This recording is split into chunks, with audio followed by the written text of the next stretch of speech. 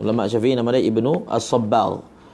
Jadi dia dengan Abul Futuh, dia letak syarat macam ni. Darah dimaafkan, darah yang tadi semua tu, sekiranya sedikit dan banyak dimaafkan, tapi kalau sampai tahap tafahush tidak dimaafkan. Sampai banyak sangat tak dimaafkan. Tetapi wa aktsarus sahbi, kebanyakan sahab maksudnya ashab Syafi'i lah, ulama Syafi'i. As-sahbi maksudnya ulama Syafi'i. Kebanyakan ulama Syafi'i tidak berfatwa dengan fatwa dia. Maksudnya dalam mazhab Syafi'i, kalau kata dimaafkan banyak mana pun dimaafkan, tidak ada limit tafahush. Tapi dua orang ni, Ibnu Sabbagh dan juga Abul Futuh, mereka meletakkan syarat dia punya banyak je, jangan sampai ke tahap mutafahish ataupun buruk sangat. Faham tak? Itu yang dimaksudkan wa aktsarus sahbi lam yuftu biqaulatihi. Macam? Bismillahirrahmanirrahim. Kadzal wanimu idza qallat isabatuhu aw amma anni fakhudh hukman bi hikmatihi. Okey, lagi terus. Minadh dhubabi aw az-zumburi mithluhuma baulul farashi kadza awrathu nahlatihi. Arwath nahlatihi. Okey. Sekarang ni tentang masalah wanim. Lurah dia adalah wanim. Wanim ni, dia satu dalam kitab wanim ni biasa dia tafsirkan najis yang melekat di kaki, contoh serangga seperti lalat. Tapi di sini bukan itu yang dimaksudkan. Wanim tu sendiri maksudnya adalah, nanti kat bawah pun ada takrif dia, iaitu inilah tahi ataupun air tahi, najis daripada binatang-binatang yang akan dibaca ni. Tai lalat, tai apa ni, tebuan, zumbur. Tengok kadzal wanimu, begitulah juga dengan wanim. Begitu juga apa? Maksudnya seperti mana dimaafkan sebelum ini, maka wanim pun dimaafkan. Bila idza qallat isabatuhu aw amma anni fakhudh hukman bi hikmatihi. Begitu juga wanim. Maksudnya begitu juga apa? Maksudnya seperti mana dimaafkan sebelum ni, maka dia juga dimaafkan. Idza, bila dia dimaafkan tu idza, apabila qallat, sedikit oleh isabah. Isabah tu maksudnya sedikit oleh kenanya ia. Maksudnya bila kena sedikit, maka ia dimaafkan. Au amma, ataupun amma tu maksudnya mengumumi. Maksudnya dia tu banyak sangat tahi, maka au amma, ataupun amma maksudnya mengumumi ia wanim. Mengumumi maksudnya dia tu merata ada. Ani, daripada aku, maka ambillah. Jadi ani itu muta'alliq kepada khuz.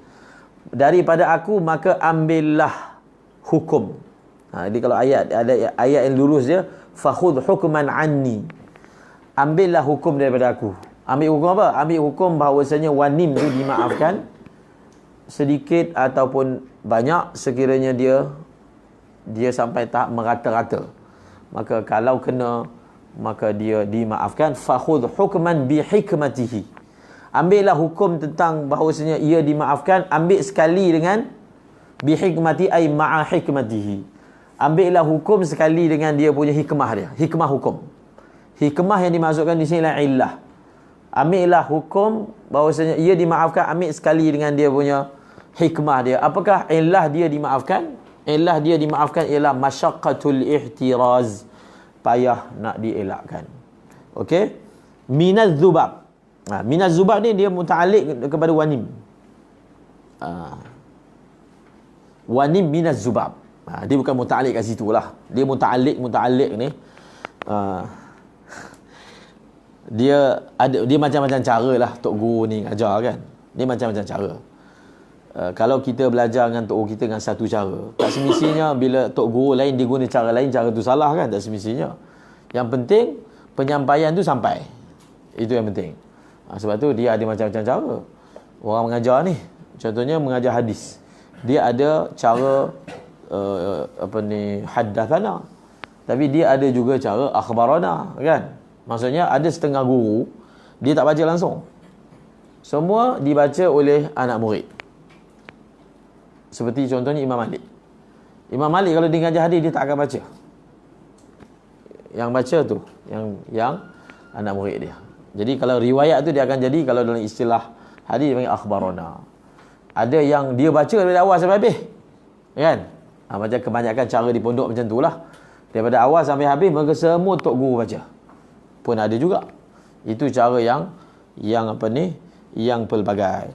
Jadi jadi kalau kita belajar, maka dia akan bagi tahu muta'alliq. Macam min ni dia panggil jar, zubab majrur, jar majrur muta'alliq. Jar majrur ni dia muta'alliq. Dia kalau muta'alliq jar majrur ni dia mesti sifat, kan? Dia mesti fa'il ataupun sifat. Jadi wanim tu dia bukan fa'il, dia bukan sifat. Jadi sebab tu dia kena takdir, kan? Begitu juga wanim maksudnya minaz zubab. Hal keadaan dia tu daripada zubab, kan? Kainan minaz zubabi kainan,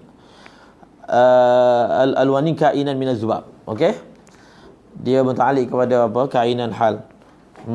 Kemudian minaz zubab. Wanim minaz zubab. Maksudnya tahi daripada. Itu maksud muta'alliq tu. Tahi daripada zubab. Zubab ni lalat lah. Awiz zumbur. Zumbur ni maksudnya tebuan. Mithluhuma mubtada, seumpama kedua-duanya. Kedua-duanya tu apa? Zubab dengan zumbur. Seumpama kedua-duanya ialah baulul farash. Kencing, air kencing farash. Farash ni satu makna farash ni apa? Farash ni makna dia satu tu apa tu? Panggil apa? Kelkatu. Tapi farash juga farashah, itu apa ni, apa benda butterfly, kupu-kupu. Tapi zahirnya kat sini lebih sesuai makna kelkatu. Sebab kelkatu ni dia bersifat banyak, kan? Dia banyak. Tapi saya tak tahu lah air kencing ni macam mana. Dia mesti ada air kencing, kan? Air kencing dia lah. Jadi dia kata dimaafkan air kencing kelkatu. Kaza, begitu juga arwathu. Arwah ni jamak rauth. Rauth ni tahi lah. Begitu juga arwas, tahi, nahlah. Nahlah tu maksudnya lebah. Jadi benda-benda ni, dia punya tahi dia punya air kencing dia dimaafkan. Okey? Jadi kadang lebah, saya tanya pelajar Kemboja, lebah tu kalau dia berak tu, dia berak kat mana? Dekat sarang dia, kan? Kan sarang dia kan ada madu. Jadi kalau madu tu kena dengan tahi dia, adakah madu tu najis? Tapi dia kata tak. Lebah kalau dia berak kat sarang tu, dia tak berak kat kawasan madu. Dia ada tandas dia. Tak, maksud lebah tu dia ada kawasan yang tempat tu dia berak. Dia tak akan berak dekat dia punya madu tu. Sebab dia memang jaga kualiti. Betul tak? Betul, lebah jaga kualiti. Dia ambil pun daripada pokok yang kualiti. Jadi dia tak akan rosakkan madu dia dengan berak kat situ pula.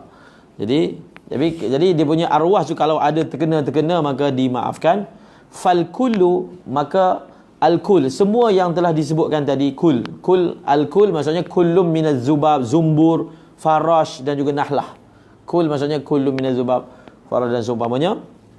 Semua itu dinamakan akan dia kul zubab fil lisan, fil lughah. Lisan tu maksudnya lughah. Semua itu semua dipanggil dalam bahasa Arab, semua boleh dipanggil zubab. Maksud dalam bahasa Arab, kita boleh panggil lebah tu zubab, kita boleh panggil farash tu zubab, semua dipanggil zubab. Kaza, begitulah, maksudnya kaza tu, za tu isim isyarat kembali kepada semua itu dipanggil zubab dalam lughah, seperti mana fi Jahiz, dalam kitab Jahiz. Jahiz nama ulama. Tapi dia bukan ulama syariah lah, dia ulama lughah. Naqalahu, telah kaza fi Jahizin naqluhu fahkum biquwwati, maka kau hukumlah dengan kuatnya. Maksudnya tafsiran bahawasanya zubab dalam bahasa Arab boleh diitlaqkan pada semua binatang yang telah disebutkan tadi. Jahiz ni ulama lughah. Jahiz sebut dalam kitab apa? Kitabul Hayawan. Jahiz ni dari kitab nama Kitabul Hayawan. Al-Kubra. Kitabul Haiwan. Dia bagus, ada satu lagi Kitabul Haiwan karangan ulama Syafi'i. Ad-Damiri. Damiri yang buat syarah Najmul Wahhaj tu, syarah Minhaj. Jadi dia ada buat kitab haiwan. Bagus. Kitab haiwan ni, kalau Jahiz, dia cerita tentang haiwan lah, lurah, syair, apa semua. Tapi Damiri ni, ulama Syafi'i buat Kitabul Haiwan, dia terangkan hukum, hakam tentang haiwan ni. Dia terangkan tentang khasiat haiwan, dia punya tabiat semua. Tapi dia ada terangkan juga tentang hukum. Sebab dia memang ulama Syafi'i. Jadi kita boleh tahu hukum hakam tentang haiwan ni dalam kitab tersebut. Dia bagus. Berapa jilid lah? 2 jilid ke cetakan dia. Karangan Imam Damiri, ulama Syafi'i yang membuat syarah kepada Minhaj, An-Najmul Wahhaj, 10 jilid cetakan Darul Minhaj. Habis. Maknanya dimaafkan. Habis. Faham tak? Dia punya najih-najih ni dimaafkan. Allahumma salli ala Sayyidina Muhammad.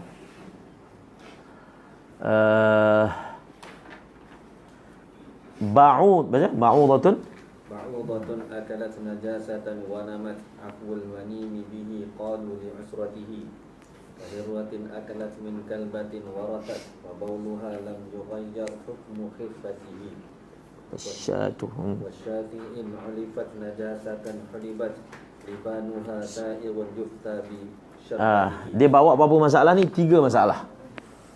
3 masalah. Satu, pertama masalah nyamuk, kedua masalah kucing, ketiga masalah kambing. Apa benda tu? Dia kata dalam Quran Allah berfirman, innallaha la yastahi an yadhriba mathalan ma ba'udah. Ba'udah ini adalah nyamuk. Ba'udah. Dia dalam bahasa Arab ta ni, ta datang tak semestinya memberi makna muannas, tak semestinya. Sebab tu siapa kata? Syekh Abdullah bin Sa'id Ghumari, dia kata adalah salah beristidlal bahawasanya semut yang ada dalam kisah semut dalam surah An-Naml tu, qalat namlatun ayyuhan namlu dukhulu masakinakum. Jadi ada orang istinbat bahawasanya semut ni adalah betina. Sebab apa? Namlatun. Dia kata tak betul. Kan? Dia ta dalam bahasa Arab bukan semuanya memberi makna muannas. Kan? Contohnya da'iyah. Da'iyah kan? Contoh Maulana Ilyas dia tulis dekat atas kitab itu sahabat tu, ad-da'iyah Maulana Yusuf. Dia ta dalam bahasa Arab satu memberi makna muannas, dia ta juga dalam bahasa Arab dia memberi makna mubalaghah. Bila nak mubalaghahkan satu benda, didatangkan dengan contohnya da'i, itu kira da'i. Tapi kalau sangat da'i, tak tahu apa bahasa dia. Dia panggil da'iyah. Faham? Bukan perempuan. Tapi kalau yang program da'i tu, perempuan dia panggil da'iyah. Da'iyah. Tak tahu lah da'i ke da'iyah. Jadi da'iyah tu, jadi orang kata salah ni. Ini kan laki, kenapa tulis da'iyah al-kabir? Sepatutnya da'i al-kabir kan? Tak. Sebab ta tu juga dalam bahasa Arab, dia juga memberi makna mubalaghah. Satu lagi ta dalam bahasa Arab juga memberi makna satu. Contohnya tamrun ni tamar. Sebiji tamar, tamratun. Bila kita sebut tamratun, kita tak perlu sebutlah tamratun wahidatun, tak perlu. Sebab tun tu memberi makna satu. Sama juga ba'udah tu seekor. Seekor. Jadi dia bukan maknanya, sebab tu sama juga namlatun tu telah berkata oleh seekor semut, terjemahan dia. Bukan telah berkata oleh seekor semut betina. Tak. Sebab dalam bahasa Arab semut betina bukan namlatun. Kan? Dia jin, namlun. Jina bentar. Jadi dia betina ke dia jantan ke tak tahu daripada ayat tu. Lepas tu perlu kaji tak perlu kaji. Ulama tafsir kata maksud Quran bukan nombor. Bukan nombor, bukan individu secara umumnya. Sebab itu ada benda-benda yang diibhamkan, dia tak sebut nama. Kan? Contohnya Ashabul Kahfi. Fityatun je dia kata. Fityatun amanu bi rabbihim. Siapa dia tak kisah. Siapa dia tak penting, amal dia yang penting tu. Benda yang dia buat tu. Yang duk kaji Oh siapa? Tamlikha, Masamina, dan adalah dalam kitab tafsir sebut nama tu, tapi benda tu tak penting. Tak penting. Nama tu tak penting. Dia buat tu yang penting.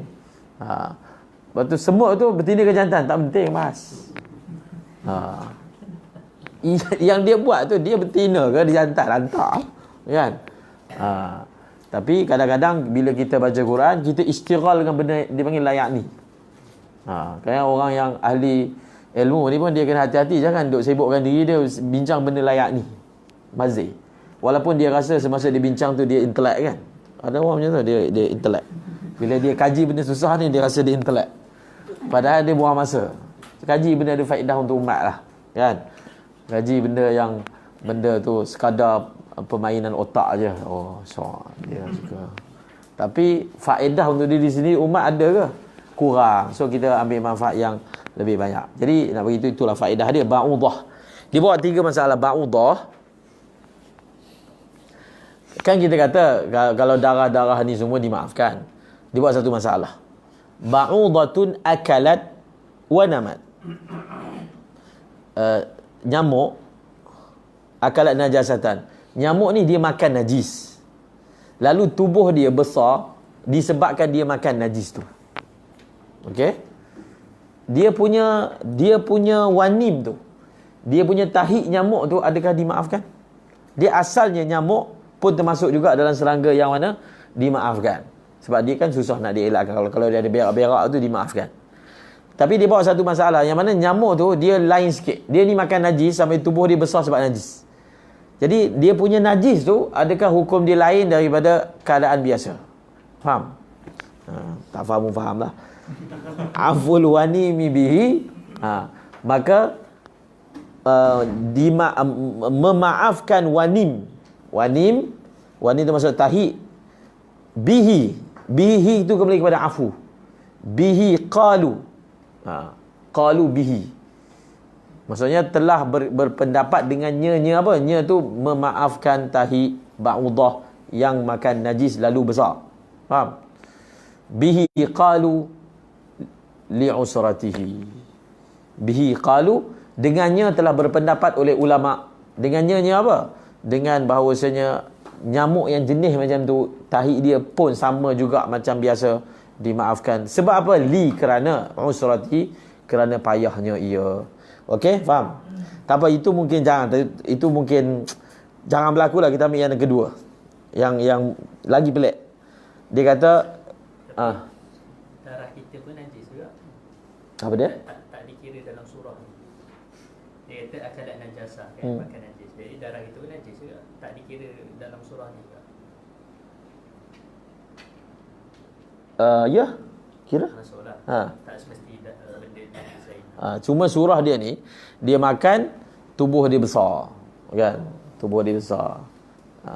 Mungkin ada setengah ulama kata, yang kata tahi apa benda ni, tahi yang dimaafkan ni kalau tahi biasa. Tapi kalau tahi tu adalah hasil daripada najis, mungkin ada hukum dia lain sikit ke? Tak, dia kata hukum dia sama je. Itu je nak terangkan. Dia buat satu lagi masalah. Kahirratin, hirrah ni kucing. Kahirratin akalat min kalbah. Ni boleh kucing makan anjing. Anjing dengan kucing. Yang dekat Negeri Sembilan tu, masalahnya anjing duk makan kucing orang kampung yang kena racun tu kan. Anjing tu duk kacau habis banyak kucing mati. Tak tahulah siapa yang racun dia. Jadi seperti, dia bawa satu lagi masalah, seperti kucing dia makan anjing, warathat, lalu dia rathat ni berak, isim fa'il madhi, ratha yarthi ke, lalu dia berak. Sekarang ni kucing ni, kucing punya tahi dia najis dia ialah mutawassithah. Adakah bila kucing tu makan anjing, najis dia jadi mughallazah? Itu soalan dia. Mudah nak faham kan? Tak. Najis dia tetap mutawassithah. Itu maksud dia. Fabauluha lam yughayyar hukmu khiffatihi. Maka kencing kucing tu tidak diubah hukum ringannya ia. Maksudnya dia tetap hukum macam biasa. Seperti mana najis dia mutawasitah lah. Dia bawa contoh satu orang, na'udzubillah, dia termakan babi. Makan. Lalu dia berak. Dia masa basuh punggung dia tu, dia wajib basuh 7 kali dengan tanah. Soalan dia. Ada tafsir dia, Dia ada depan ni pun ada masalah tu. Dia ada dua, satu muntah, satu berak. Jadi bila kita makan, maka ulama kata tidak wajib tasbih, basuh macam biasa. Sebab bila dia masuk je, dia yang keluar tu kita kira tahi kan. Yang keluar tu tahi. Jadi hukum dia tahi manusia. Tahi manusia hukum dia adalah najis mutawassithah. Tapi kalau dia makan tulang babi, lalu keluar tulang daripada punggung contoh, maka yang tu dia kena apa? Dia kena tasbih. Sebab tidak berlaku istihalah. Adalah dia punya kaedah dia dalam ni. Okey? Dia okey, tak apa. Dia buat satu lagi masalah. Masalah lagi pelik. Wasyati in ulifat najasatan hulibat libanuha sa'ighun yufta bi syarbatihi. Iaitu syat. Syat ni kambing, in ulifat. Sekiranya diberi makan akan dia syat. Akan najis. Maf'ul tsani. Sekiranya diberi makan akan dia akan najis. Kambing tu diberi makan najis. Fa hulibat ni ai fa hulibat. Lalu diperah susunya. Jadi susu kambing tu najis tak? Dia daripada kecil sampai besar, ibu dia adalah anjing. Maksudnya dia disusui oleh anjing. Contohlah. Susu kambing tu, susu tu kira macam mana? Najis mutawassithah ke najis mughallazah? Maka libanuha sa'ighun yufta bi syarbatihi, susu dia adalah sa'ir. Itu ayat Quran. Min baini farthin wa damin labanan sa'ighan. Sa'ir maksudnya boleh makan, halal, boleh dimakan, boleh diminum. Tak ada masalah. So kena faham, dia dalam ni dia ada konsep dia panggil istihalah. Memang masa dia minum tu, itu kan susu anjing. Tapi bila masuk dalam tubuh dia, bertukar jadi daging. Orang panggil susu anjing, orang panggil daging kambing. Daging kambing. Maka dia tengok nama, dia kan daging kambing. Tak kisahlah dia berasal daripada apa pun. Sama juga susu. Susu tu bila diperah, orang panggil susu anjing ke susu kambing? Susu kambing. So susu kambing. Susu kambing boleh minum ke tak? Boleh diminum. Faham tak kaedah dia? Macam tu. Dia panggil istihalah. Sebelum dia masuk, dia memang susu anjing. Tapi bila dia masuk, dia tukar je daging, orang panggil daging kambing. Maka daging kambing hukumnya halal dimakan. Sama masalah macam daging wagyu lah. Apa tu? Daging wagyu dia orang kata Arak sama. Orang kat Bangi ni ada Melati kat belah. Sama. Nanti kat depan pun ada masalah yang khusus. Dia panggil jallalah. Jallalah ni binatang yang makan najis. Jallalah. Macam fatwa tentang masalah keli apa semua tu kan. Di dalam hadis memang ada bab khas dia panggil jallalah. Ada dua pendapat dalam mazhab Syafi'i. Pertama haram, yang kedua makruh. Pendapat muktamadnya makruh. Jallalah yang makruh tu bila najis tu ada kesan pada peluh dia. Kalau semata-mata dia makan najis tapi daging dia tidak ada bau, itu tak dipanggil jallalah. Jallalah yang ada khilaf tu sehingga keluar bau. Boleh makan ke tak? Imam Rafi'i kata haram. Imam Nawawi kata makruh. Pendapat muktamadnya adalah makruh.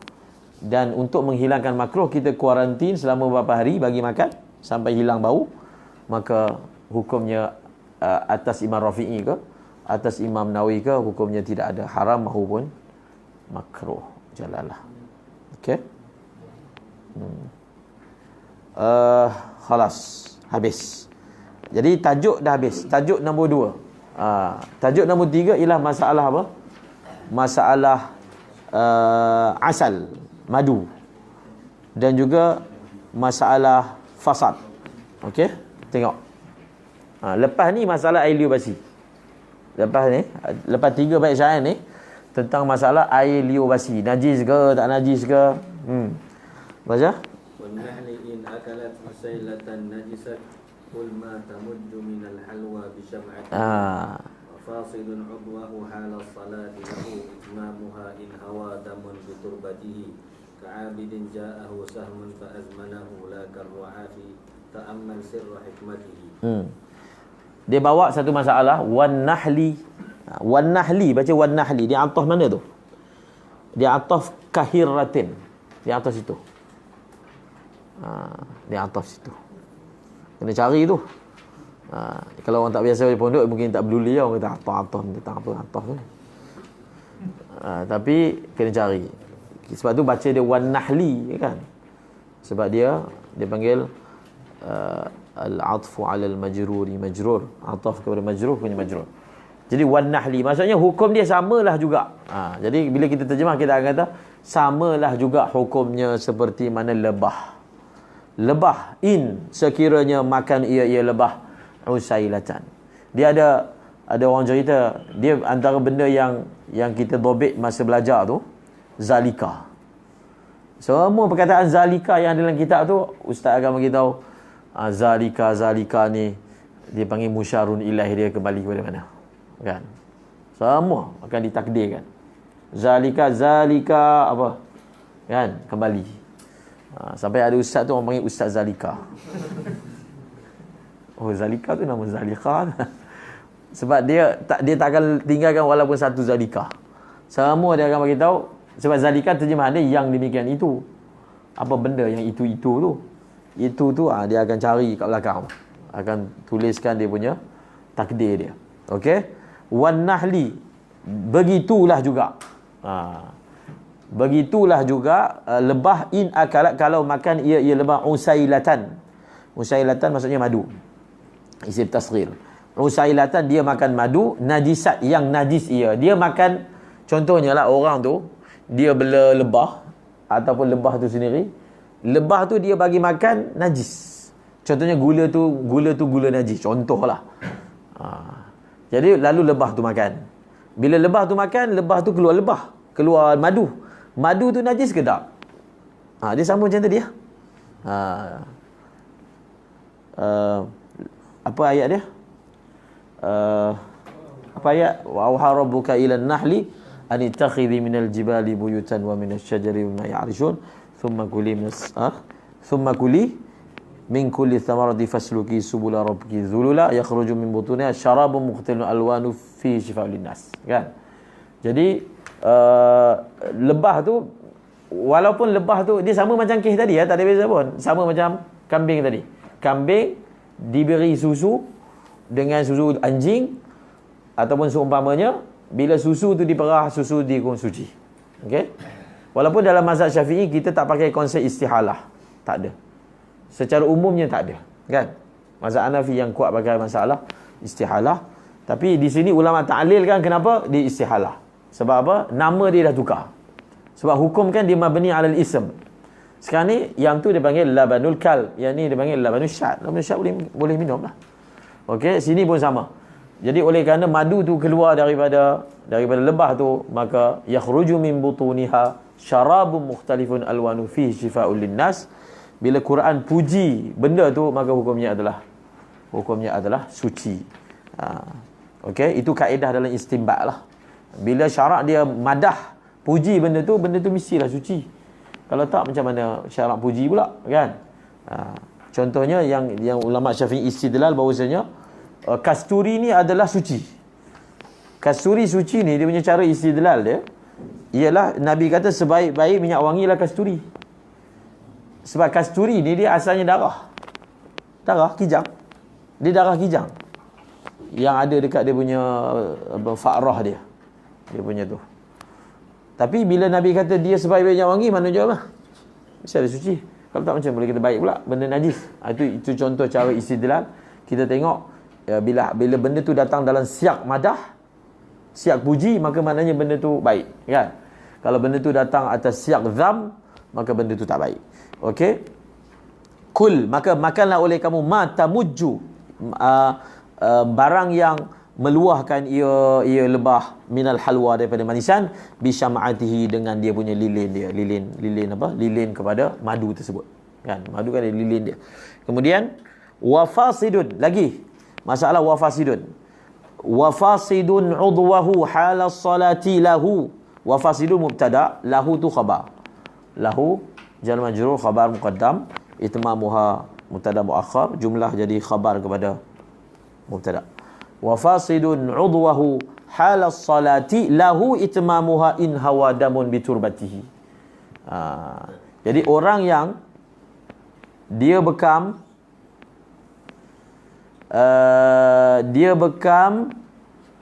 anggota dia bekam. Jadi dia boleh habiskan solat dia. Kalau masa dia solat darah keluar, maka dia boleh habiskan solatnya in hawa, sekiranya hawa tu hawa maksudnya turun, nazalah, sekiranya turunnya darah di tanahnya. Maka kalau tengah semayang darah keluar, satu orang yang telah bekam, keluar darah daripada tubuh dia, maka dia boleh teruskan sembahyangnya. Itu maksudnya lahu itmamuha, ay lahu itmamus solat. Ka'abidin seperti satu orang hamba, ja'ahu yang telah datang akan dia hamba, sahmun oleh anak panah, fa'azmanahu, lalu telah mencederakan dia. Ini sebenarnya isyarat kepada hadis seorang sahabat tengah semayang, dia kena anak panah, jadi telah keluar darah. Nampak tak? Walaupun keluar darah tengah semayang, dia teruskan semayang dia. Jadi samalah juga macam surah tadi, dia boleh semayang dan habiskan sembahyang dia. Faham tak? Kalau tak faham boleh tanya, tak ada masalah. Ini bekam ni yang isu yang pertama tadi, Ustaz kata bekam tu kalau dia tak cuci, dia hanya sapu tu, itu baiknya kalau sedikit lah yang awal. Tak cuci. Bekam sikit atau banyak dimaafkan. Dia sengaja keluar tadi, yang sengaja kan yang banyak. Acah pula. Okey. Bekam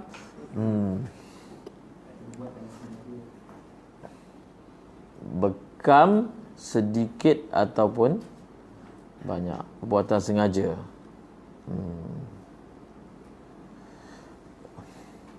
Dia cuma bekam tu, dia tak termasuk dalam bab sengaja tu, sebab bekam tu dia masuk dalam hajat.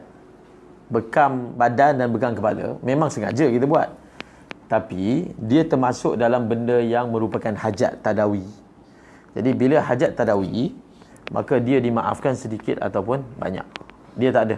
Maksudnya untuk bekam pun sedikit ataupun banyak dimaafkan, walaupun ada unsur sengaja. Sebab dia masalah bekam ni dia lain daripada masalah lain, sebab dia tu adalah sesuatu fasdu dengan hijamah, itu adalah sesuatu yang manusia perlu kepada dia, kan? Maka dia dimaafkan sedikit ataupun banyak. Okey?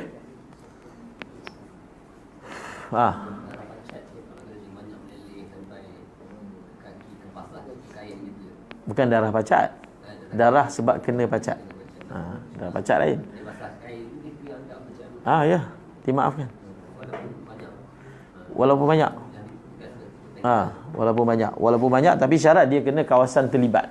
Kawasan yang mana kalau dia mengalir, kenalah kawasan tu. Itu semua dipanggil kawasan terlibat. Kawasan terlibat tu bukan maksudnya titik pacat tu je. Pacat pijak sini, dia darah kat situ je. Kalau dia keluar sini, itu dah kira tak. Kawasan yang mana? Dia duduk tak kaki kena. Tak. Itu dah kira bukan kawasan terlibat. Tapi kalau macam bisul ni, kalau dia sengaja kecil-kecil semayang keluar tu, kalau banyak tak dimaafkan? Tak. Sama macam basrah. Jerawat. Sama. Dia kan? Maka sikit dimaafkan, banyak tidak dimaafkan. Sebab itu dah ada asarahu. Asarahu maksud dia sendiri yang pecah hari ni. Okey? La karru'afi ta'ammal sirra hikmatihi. Ru'af. Ni masalah ru'af ni. Allahumma salli ala sayyidina Muhammad. Ru'af ni lah darah hidung. Ru'af ni ia adalah darah hidung. Dia kata kalau tengah semayang hidung darah, tidak dimaafkan. Itu la maksudnya la yughfar. Tidak dimaafkan untuk contoh seperti ru'af. Tidak dimaafkan. ta'ammal, maka hendaklah kamu renung rahsia hikmahnya. Hikmah pada kenapa ia tidak dimaafkan. Okey, ini yang saya nak sebut tadi tu. Dalam masalah darah ni, secara umumnya khulasah macam saya sebut tu, tapi ada satu masalah khilaf Ibnu Hajar dengan Ramli, iaitu darah yang keluar daripada manafil. Darah keluar dari telinga, darah keluar daripada hidung, dia ada satu lagi darah keluar daripada punggung. Punggung tu kat depan nanti ada. Manafis dia panggil. Darah yang keluar daripada rongga ni. Imam Ramli kata, darah yang keluar daripada rongga seperti hidung, telinga tidak dimaafkan sedikit ataupun banyak. Tidak dimaafkan. Imam Ibnu Hajar kata sikit dimaafkan, banyak tidak dimaafkan. Okey? Jadi dalam banyak-banyak tu, kenapa dia kecualikan masalah manafis? Dia kecualikan sebab dia kata manafis tu, darah yang keluar dari manafis tu datang dalam, dia ada bercampur dengan benda lain. Dia ada apa? Dia ada bercampur dengan benda lain. So bila dia bercampur dengan benda lain, maka dia tidak dimaafkan sedikit ataupun banyak. Itu dia punya wajah Imam Ramli, mengatakan kenapa darah yang keluar daripada manafis sedikit ataupun banyak tidak dimaafkan. Ibn Hajar melihat walaupun dia, tapi saya tak ingat apa elah dia, tapi sedikit saja dimaafkan, banyak tidak dimaafkan. Jadi kita boleh jumpalah, tengok masalah tajuk dia panggil damul manafil. Jadi damul manafil ada khilaf antara Ramli dan juga Ibn Hajar. Khalas. Seterusnya, ومن إذا نام سال الماء من فمه مع التغير نجس في تتمته. Ini masalah ailio basi. Ailio basi.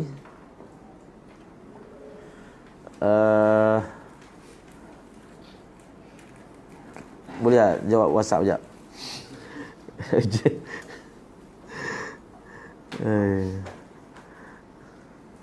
Dia kalau kat Sip Taling sebenarnya dia punya undang-undang dia. Ustaz masuk kelas jangan bawa handset. Mungkin kat sekolah pun sama juga kan. Sama kan undang-undang. Tapi biasa cikgu tak ikut lah. Salahnya. Ustaz kat kelas tak boleh bawa handset. Tapi masa kita talaki kitab Minhaj tu, kita talaki sekali dengan handset. Faham tak? Sebab Syekh ngajar pakai handset. Syekh kita belajar dengan Syekh tu lepas Isyak. Syekh Haidar Hasan belajar Minhaj kan. Lepas Isyak tu, itulah masa yang dibagi untuk kita belajar kat rumah. Belajar talaki lah, tak belajar kat jamiah. Syekh tu dia sendiri mengajar jamiah, tapi kita belajar dengan dia kat rumah kan. Selama berapa 2 tahun lebih tu kat rumah. Jadi yang bawa kita pergi Yaman tu Ustaz Fadli lah, Saudara Yamani. Dia lah yang bawa. Maksud dia pergi sekali. Dia yang uruskan semua sekali, dan dia yang settingkan pengajian tu dengan ustaz-ustaz dia. Jadi salah yang fiqh tu kita belajar dengan Syekh Haidar Hasan Salim Al-Waqidi. Jadi waktu lepas Isyak tu lah waktu dia ni kerja makmun. Makmun ni tak tahu bahasa Melayu panggil apa. Adalah pekerjaan dia uruskan urusan orang kampung semua. Jadi lepas Isyak lah waktu orang akan datang jumpa dia. Waktu tu juga kita belajar. Jadi sekejap call. So keluar sini. Handphone ni kat kanan ada, kiri ada. Sebab tu cakap kat anak murid, walaupun sebenarnya kalau ngajar tak bagus buat handphone, tapi saya belajar kitab ni talaki sekali dengan handphone. Kan kita buat apa Syekh buat kan. Syekh ngajar, so kita pun sekali juga. Jadi waktu tu memang dia ngajar sambil dia uruskan orang. Biasalah tu tengah-tengah berhenti kejap, orang datang bercerai suami isteri, saya settlekan. Lepas tu sambung balik. Dia datang, ada masalah, dia kena pukul. Jadi Syekh nak tentukan berapa banyak diat nak kena bayar. Jadi begitulah. Sebab itu memang waktu dia, sepatutnya memang waktu dia uruskan tu, cuma kita ambil waktu tu untuk belajar. Jadi itulah hakikat. Kadang-kadang dia kata kejap saya nak keluar, pakai kod dia, ada urusan nak kena selesaikan, lepas tu datang balik. Jadi waktu tu lepas Isyak, waktu rush, orang datang gaduh, datang suami isteri lah, apa benda semua ada. Okey, masalah ailio basi, hukumul ma'i sa'ili min faminam. Okey, baca. Waman idza idza dah baca tadi ya. Wa man idza nama salal ma'u min famihi ma'at taghayyuri najas fi tatimmatihi. Orang yang apabila tidur ia meleleh mengalir oleh air daripada mulutnya. Sekarang ni nak bincang air yang keluar tu najis ke tak najis? Ada tafsir. Ma'at taghayyur, apabila tidur ia mengalir oleh air daripada mulutnya bersama dengan taghayyur. Taghayyur itu perubahan, maksud air itu busuk. Taghayyur itu terjemahan perubahan. Perubahan tu maksudnya bau lah, bau, sama ada bau dia busuk ataupun warna dia warna lain. Jadi apa hukum air itu? Hukum air itu apa? Najas. Najas ni fi'il madhi. Dia sebenarnya najasa, tapi dia nak selaraskan syair, dia baca najas je. Telah menghukum najis oleh ia di dalam kitab tatimahnya. Tatimah ni Imam Mutawalli. Jadi Imam Mutawalli dia telah hukum bahawasanya menghukum najis ia siapa? Ia Imam Mutawalli fi tatimati, dalam kitab tatimahnya. Jadi Imam Mutawalli dalam kitab tatimah dia menghukum bahawasanya adalah najis. Kemudian qala al-Juwayni, qala al-Juwayni ma min batnihi najisun wa tahirun ma jara min ma'i lahwati. Imam Juwayni. Imam Juwayni siapa? Bapak dia. Bapak Imam Haramain. Bukan Imam Haramain, dia bapak kepada Imam Haramain. Imam Haramain apa nama? Abdul Malik apa nama dia? Jadi bapak kepada Imam Haramain, Imam Juwayni. Bagi Imam Haramain. Jadi Imam Juwayni dalam masalah ni dia cakap macam ni. Dia bagi kaedah macam ni, Imam Juwayni. Wa qala al-Juwayni, dia bagi kaedah macam ni. Nak kata najis ke tak najis, kaedah dia macam ni. Ma min batnihi najisun. Kalau air tu datang daripada perut, maka dia najis. Wa tahirun, dan dia adalah suci, ma jara min ma'i lahwatihi. Dan dia adalah suci. Apa dia?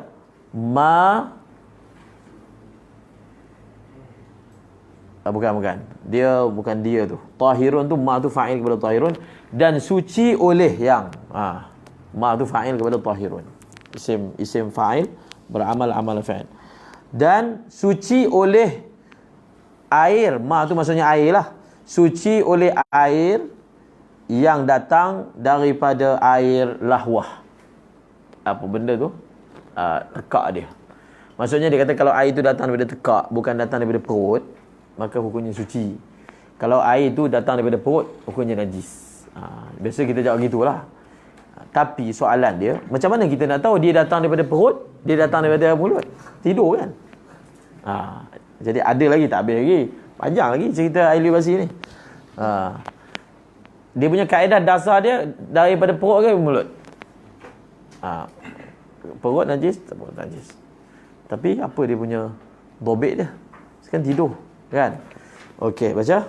ونص كاف متى ما صفرة وجدت فإنه قد يرى من ماء معدته وقيل ما بطنه إنما لازمه بأن يرى سائلا معطول نومته والماء من لهوة بالعكس آيته من بله شفة جفت بريقته. Dia gini, kita dah ada dia punya dobit. Kita dah ada dia punya, ialah kaedah tadi. Sekarang kita nak tahu apa alamat sehingga kita tahu dia ni datang daripada perut ataupun tidak. Ada beberapa cara ulama bentangkan. Pertama dalam kitab Kaf. Kaf ni karangan siapa ni? Ibnu Arsalan Al-Khawarizmi. Jadi wanassu Kaf dan nas kitab Kaf, teks dalam kitab Kaf dia sebut macam ni. Dia kata mata ma sufratun wujidat, apabila didapati kekuningan. Maksudnya air itu kuning. Ma tu ma zaidah. Mata ma sufratun wujidat. Bila kekuningan didapati, maksudnya bila air itu kuning, fa innahu, maka sesungguhnya ia air itu telah mengalir daripada air perutnya. Dia kata kalau kuning maknanya itu perut lah. Dia bagi kaedah macam tu. Okey. Maknanya kalau tak kuning, itu bukan daripada perut. Itu air liur yang datang daripada lahwah. Ada ulama yang bagi lain pula dhabit. Dia kata dhabit ni macam ni. Waqila, ada satu lagi qaul begini. Ma batnuhu ma batni ma ni maksudnya mak air, bukan ma tu ma ni mazdariyah ke, ma ni air, dia buang hamzah nak bagi selaras dengan bait syair. Sebab tu baca ma batnihi innama lazamahu bi an yura sa'ilan ma'a tuli naumati. Ada juga yang bagi pandangan macam ni, dia kata macam ni, nak tahu dia daripada perut ke, dia bukan daripada perut, dia kata ma batnihi, air perut, air yang datang daripada perut tu, innama, kalau dia tidur, lazamahu. Kalau dia tidur, lazamahu, lazamah tu maksudnya air itu akan ada je bersama dengan dia. Macam mana taswir dia? Ba tu taswir. Dia nak taswir apakah maksud lazamahu. Maksud dia ialah bi an yura sa'ilan ma'a tuli naumatihi. Apakah maksud lazamahu? Wa dhalika musawwarun bi an yura sa'ilan ma'a tuli naumatihi. Air itu akan terus mengalir walaupun dia tidur panjang. Air itu akan mengalir kalau tujuan. Dia macam ni, ulama kata kalau dia tidur, air itu mengalir tak putus-putus. Tak putus. Dia bukan bila sampai bawah pop dia putus, air itu putus. Itu maknanya air liur. Tapi kalau dia tak putus, itu air liur basi. Sebab apa? Dia likat. Dia maksud tak putus, dia likat. Likat dia datang dari perut. Faham tak? Itu maksud dia. Kalau dia berterusan tidur dan benda tu lazim maksudnya bersama dengan dia, maka itu maknanya air datang daripada perut. Itu air datang daripada perut. Dia sebenarnya benda ni ulama bagi tahu berdasarkan pengalaman. Hukum dia sebenarnya kalau dia perut najis. Cuma apa tanda-tanda yang kita boleh jadikan tanda? Jadi bagilah macam-macam tanda. Macam kita belajar dalam fiqh, antara yang membatalkan wudu ialah tidur. Tidur dengan tak tetap papan punggung. Kalau dia ngantuk tak batal wudu. Itu kaedah dia. Sekarang ni kadang-kadang orang tu dia keliru, dia tidur ke dia ngantuk? Sebab hukum dia beza. Ni batal, ni tak batal. Maka dalam kitab kita akan jumpa ta'rif tidur. Tidur ni binatang apa? Tidur tu benda apa? Dia orang Kedah cakap binatang. Apa ni?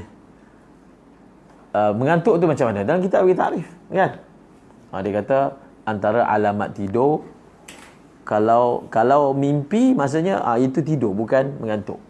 Kalau tak mimpi, satu lagi dia bagi dhabit. Dia kata kalau kamu dengar tapi kamu dengar tapi tak faham, maksudnya mengantuk. Tapi kalau dah tak dengar langsung, itu dah tidur. Tengoklah yang berlaku tadi macam mana. Sekarang sebab apa? Kita penting untuk bezakan itu tidur ke mengantuk. Untuk kita hukum ini batal ke tak batal, kan? Tapi kalau dia pun tak pastilah. Dia pun tak pasti. Dia kalau tak pasti tak batal sebab asalnya tak batal. Al-aslu tak batal. Al-aslu masih suci. Maksudnya dia tu tak pasti atas tak pasti. Kalau dia tak pasti atas tak pasti, kita kira asal. Asalnya wuduk dia ada, so tak batal. Hukum dia seperti itu. Okey. Wal ma'u min lahwatin bil aksi. Dia kata kalau air daripada lahwah itu bil aks, lawan daripada tadi. Lawan tadi maksudnya dia tidaklah lazim dengan dia ma'atuli naumatihi, ayatuhu min ballihi syafatan jaffat biriqatihi. Ni macam mana terjemah tu? Ayatuhu, apakah tanda dia? Ayatuhu ni kalau dalam syarah ni kata ayatu ay alamatu inqita'ihi wa adamu mulazamah. Jadi sekarang ni untuk air liur tu, yang bukan air liur basi tu, dia ada tanda dia. Ayat tu maksudnya tanda dia ialah apa? Min ballihi syafatan jaffat biriqatihi. Min tu daripada bal tu basah. Balihi tu kembali kepada air tu.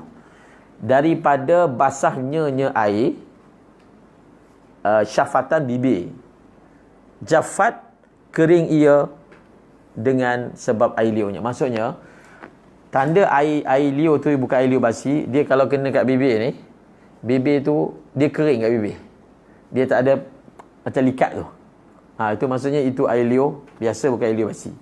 Tapi kalau dia ada kat bibir, jangan jatuh kan kena bibir. Kalau dia tak kering-kering, itu maksudnya itu air liur basi. Nampak? Ada masalah? Tak faham? Okey.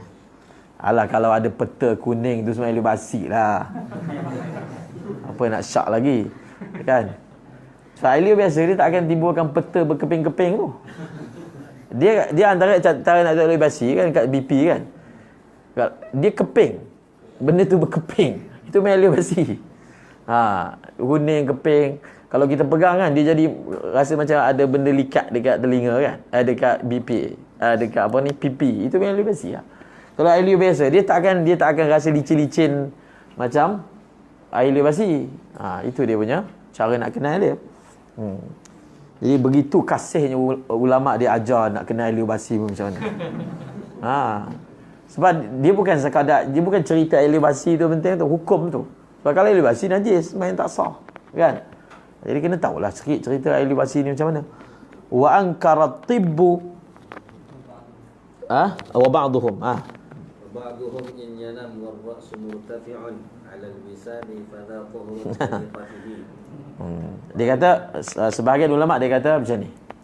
Kalau orang tu dia tidur iyanam war ra'su murtafi'un, dan kepala dia terangkat atas bantal.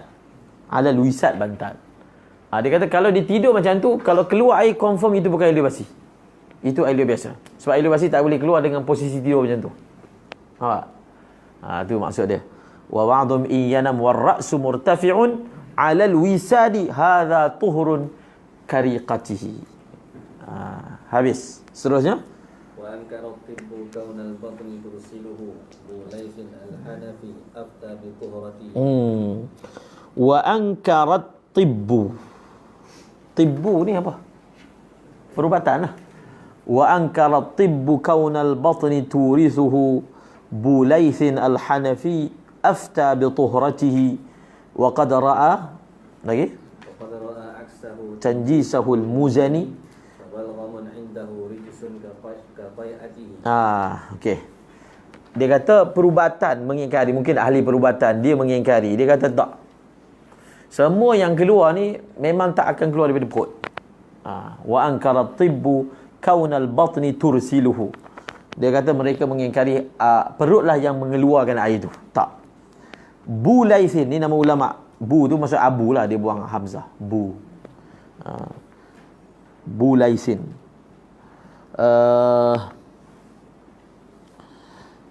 Abu Lais Al-Hanafi, ni ulama Hanafi, dia fatwa apa? Dia kata suci. Semua yang keluar meleleh ni semua suci. Tak payah nak beza-beza, semua suci. Faham? Itu ulama Hanafi, Abu Lais. Wa qad ra'a aksahu tanjisahu al-Muzani. Telah berpendapat terbalik. Maksudnya apakah pendapat terbalik? Tanjisahu. Tanjisahu tu dibadal kepada aks. Telah berpendapat sebaliknya, iaitu apa? Najisnya ia.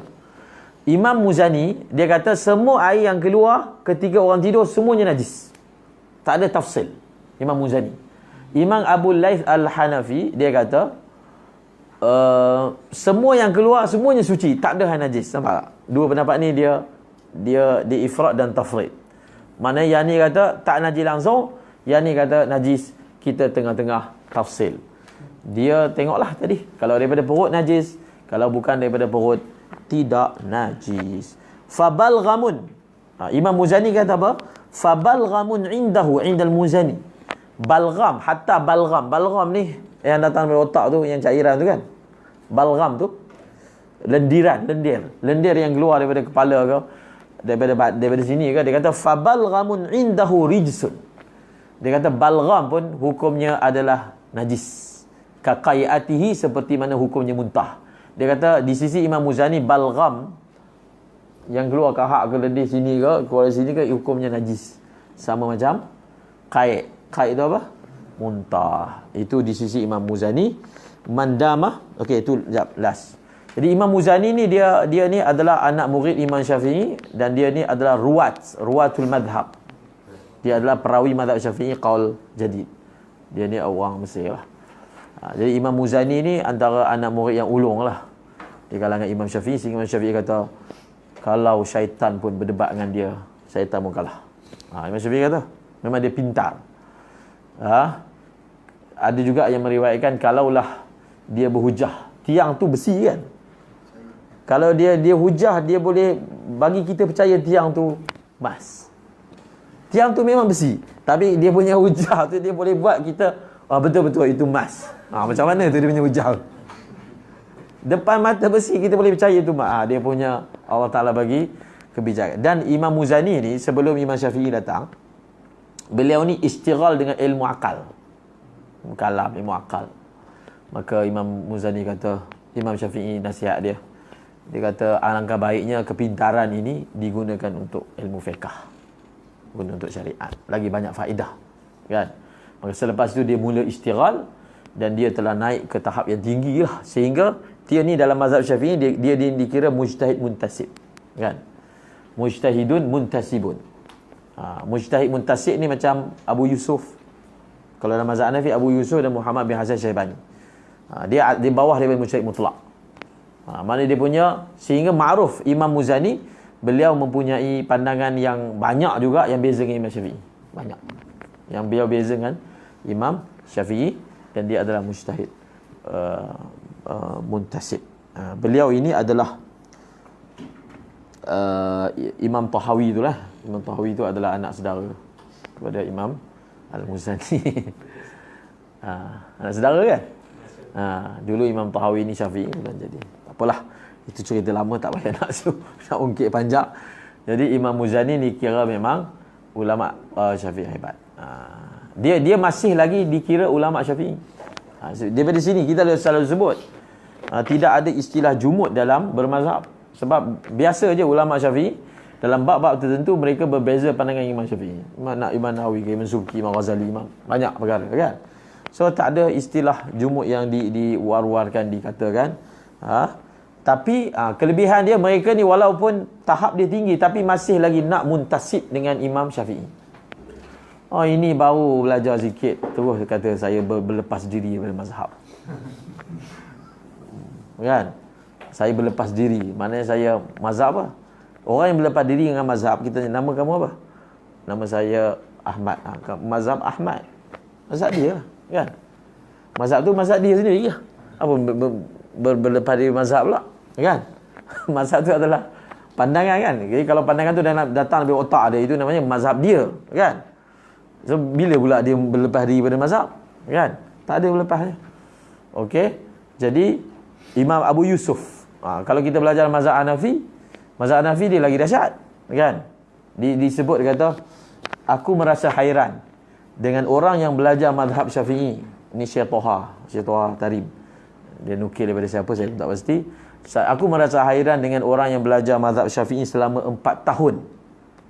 Selama 4 tahun dia belajar mazhab Syafi'i, kaifa lam yatafaqqah. Macam mana dia belajar 4 tahun tapi dia belum jadi faqih. Aku hairan. Kemudian dia kata lagi, aku merasa hairan dengan orang yang belajar mazhab Hanafi dalam masa 40 tahun, kaifa yatafaqqah. Macam mana dia boleh jadi faqih belajar mazhab Hanafi selama 40 tahun? Sebab mazhab Hanafi dia lagi rumit. Dia punya pecahan-pecahan dia lagi rumit sebenarnya berbanding mazhab Syafi'i. Syafi'i kita nak ingat masalah itu sebenarnya lebih senang berbanding kalau kita belajar mazhab Hanafi, dia lagi bersedirat. Kan? Contohnya, cara menyuci najis dalam mazhab Syafi'i ada 3 je. Tawsitah, mughalladhah, mukhaffafah. Bas, hafal. Mazhab Hanafi ada belas-belas cara. Ada belas-belas cara untuk menyuci najis. Jadi bila dia punya nombor tu banyak, dia nak kena hafal lah. Setiap masail dan furuk tu perlu dihafal. Dan dalam mazhab Hanafi yang core dia Imam Abu Yusuf, Imam Muhammad bin Hasan Syaibani, Zufar. Jadi yang besar sekali dua itulah. Mereka ni digelar sahibain. Banyak sangat masalah yang Imam Abu Yusuf berbeza pandangan dengan Imam Abu Hanifah. Terlalu banyak. Bahkan dia ini sebenarnya boleh dimasukkan di bawah mujtahid. Bahkan seorang syekh tu kata dia dari segi tahap ijtihad dia lebih tinggi daripada Imam Muzani. Tapi dia masih intisab kepada Imam Abu Hanifah. Saya nak bagi tahunya. Walaupun dia punya tahap dia memang mujtahid, Imam Abu Yusuf. Tapi dia masih intisab. Intisab tu masih nisbahkan diri dia sebagai Imam Abu, maksudnya Hanafi. Nak bagi tahunya, janganlah sebab kita belajar sikit tu berlepas diri mazhab, kan? Orang lebih besar dari kita lagi. Tapi masih lagi dia apa? Dia rasa mulia sebab bernisbah nama dia dengan Imam Syafi'i, bernisbah nama dia dengan Imam Abu Hanifah dan seumpamanya. Okey. Saja selingan tu 11.50. Mandama hadza bihi maja? Mandama hadhihi bihi ma' qawlina. Hazar ke hazi? Hazar. Mandama hadza bihi ma' qawlina najisun Fi haqqihi qad afau anhu.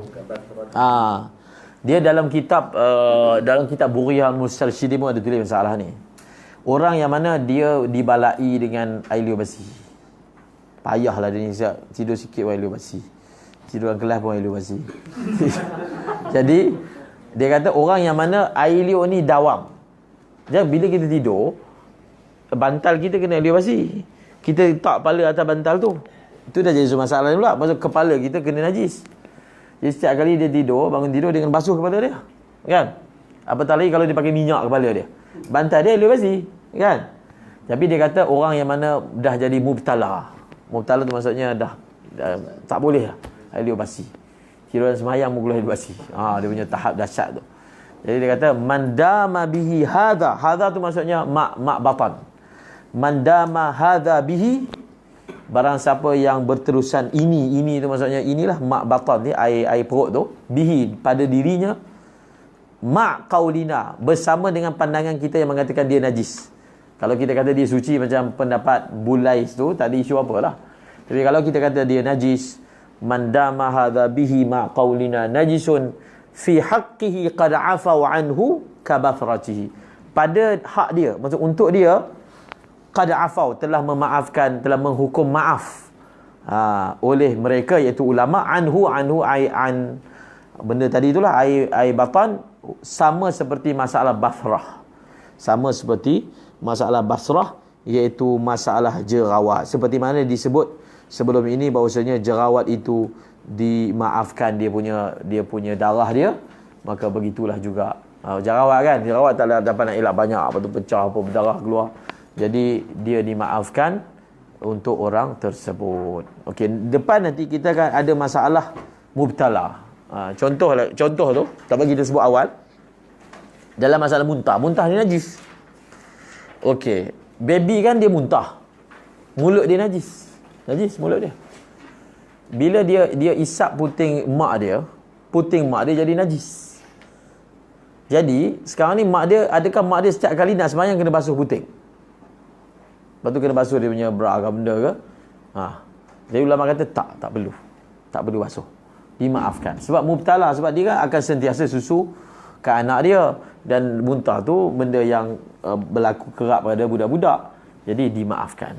Satu, yang kedua, bila kita dokong baby tu, dia kan suka isap-isap sini, isap sini. Jadi kalau kena dia punya mulut dia, maka itu pun dimaafkan. Tapi dimaafkan ni hanya untuk orang yang jaga dia je, tarbiyah. Orang yang luar datang pergi dokong, lepas tu budak tu isap, tak dimaafkan. Sebab dia dah keluar daripada ibtila, kan? Daripada umumul balwa. Yang ini umumul balwa. Jadi hukum tak sama antara satu orang dengan orang yang lain, tak sama. Okey, seterusnya. Okey, masalah seterusnya ni masalah darah daging.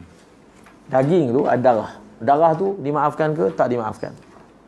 Kita biasa dengar kan, orang kata kalau makan kari apa ni, kari daging ke, kari ikan ke, kalau kari tu kena baju, maka kena basuh lah, sembahyang tak sah. Masalah tu masyhur. Kita pun dah pernah buat bahas masalah ni dekat Batang Kali, tajuk ni lah. Kita dah buat bahas masail tentang tajuk yang dibincangkan tu. Sebab waktu memang semua dekat Facebook semua cerita tajuk tu. Siapa tak yang bangkit kan? Menyakit juga tu. Kadang ustaz pun banyak menyakit juga. Bangkitkan benda-benda yang dah tidur. Orang kata fitnah tu, tidur jangan bangkit. Orang dah bincang lama. So bila dia petik masalah tu, dah semua cerita tajuk tu. Masalah tajuk tu kecil je, tapi dah semua cerita.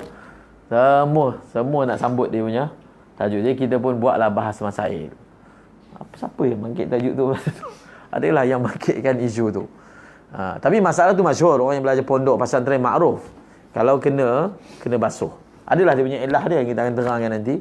Tapi solusi ataupun keputusan bahas yang kita buat tu dimaafkan. Maknanya tak wajib basuh. Semua ibarat yang dibawa untuk masalah tu dibawa, i'anah ke apa semua. Tapi setelah dikaji dan diteliti ibarat tersebut, kita mendapati bahawasanya macam mana ni? Dia dimaafkan ya.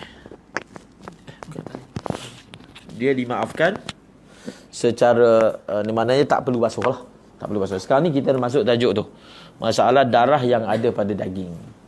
Darah yang ada pada daging. Kan kita masak daging. Kita rebus dulu. Kita letak air, kita daging. Tak daging, tak air. Sama je. Kan air tu kan jadi merah. Merah tu darah lah. Bukan merah daging, merah. Jadi macam mana? Inilah dia punya perbahasan dia. Macam? والدم في اللحم معفو كذا نقل فقبل غسل فلا بأس بطبخته. Fala ba'sun dia baca fala ba'sun. Okey. Fala ba'sun. Dia kena baca ba'sun. Dia tak boleh baca ba'sa. Nanti dia punya lari nazam dia. Okey. Waddamu fil lahmi ma'fu. Darah yang ada pada daging ma'fuun, dimaafkan akan dia. Kadza naqalu, begitulah yang dinukilkan oleh ulama. Faqabla ghaslin fala ba'sun bi tabkhatihi, sebelum dia dibasuh maka tidak mengapa ia dimasak. Maksud belum basuh lagi kita masak dah, tak mengapa. Sebab tu daging korban, dari lepas lapar terus masuk dalam periuk, tak payah basuh. Tak payah basuh, tak ada masalah. Bahkan daging tu lagi sedap, manis daripada kita basuh sampai kecut. Sampai daging tu kecut dah tak ada rasa dah. Jadi fala ba'sun bi tabkhatihi, sebelum basuh fala ba'sun bi tabkhatihi, tidak ada masalah untuk dia dimasak. Untuk dimasak. Okey? Lagi? Siapa ada soalan? Okey. Ni kita bahas panjang tu. Bahas masail. Jadi bahas masail ni saya pun nak promote bahas masail. Islami nak buat bila? Minggu depan kan? Jadi bahas masail ni adalah satu program yang dah lama diberlakukan Indonesia. Dibuat oleh NU. Dia antara pesantren apa semua. So dekat Malaysia ni telah dimulakan lah. Yang memulakan tu Ma'had Mustafa Batangkali tu. Jadi bagus. Dia biasanya kita buat sama pelajar untuk melatih pelajar supaya apa? Mengkaji sesuatu isu. Tapi dia ada syarat-syarat dia lah. Kita kaji satu isu, tapi semua mesti setiap pendapat mesti disertakan reference kitab. Kita tak nak saya merasakan, saya merasai, saya pandangan, tak ada. Tak ada. Itu semua tak ada. Itu semua mesti ada reference kitab.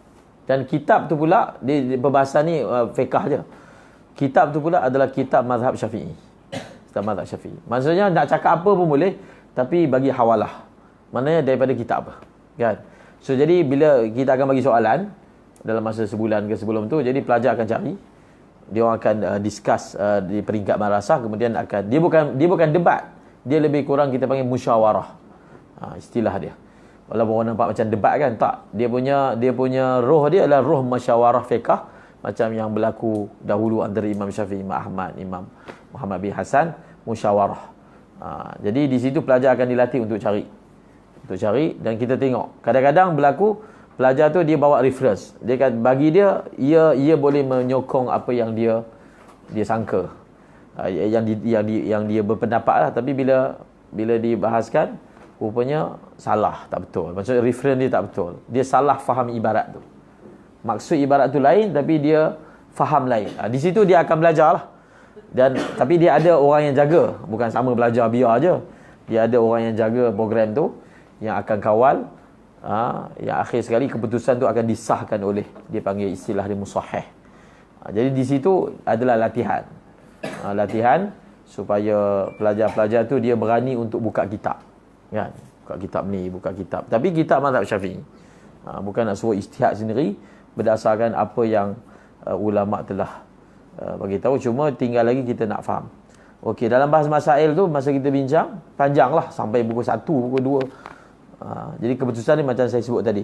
Seterusnya apa dia kata? Wa syaikhu Shiraza lam yasma' bima naqalu bal hadda min wajibin taqhira lahmatihi. Syekh Shiraz. Syekh Shiraz ni Abu Ishaq Shirazi lah. Pengarang Lumak, pengarang Muhazzab, pengarang Tanbih. Jadi Syekh Shiraz. Shiraz ni Abu Ishaq Shirazi, ma'ruf ulama Syafi'i. Syekh. Beliau tidak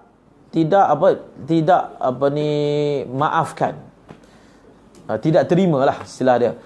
Syekh Shiraz tidak menerima apa yang mereka nukilkan. Maksudnya Syekh Shiraz tak setuju dengan pandangan bahawasanya darah daging tu tidak perlu dibasuh.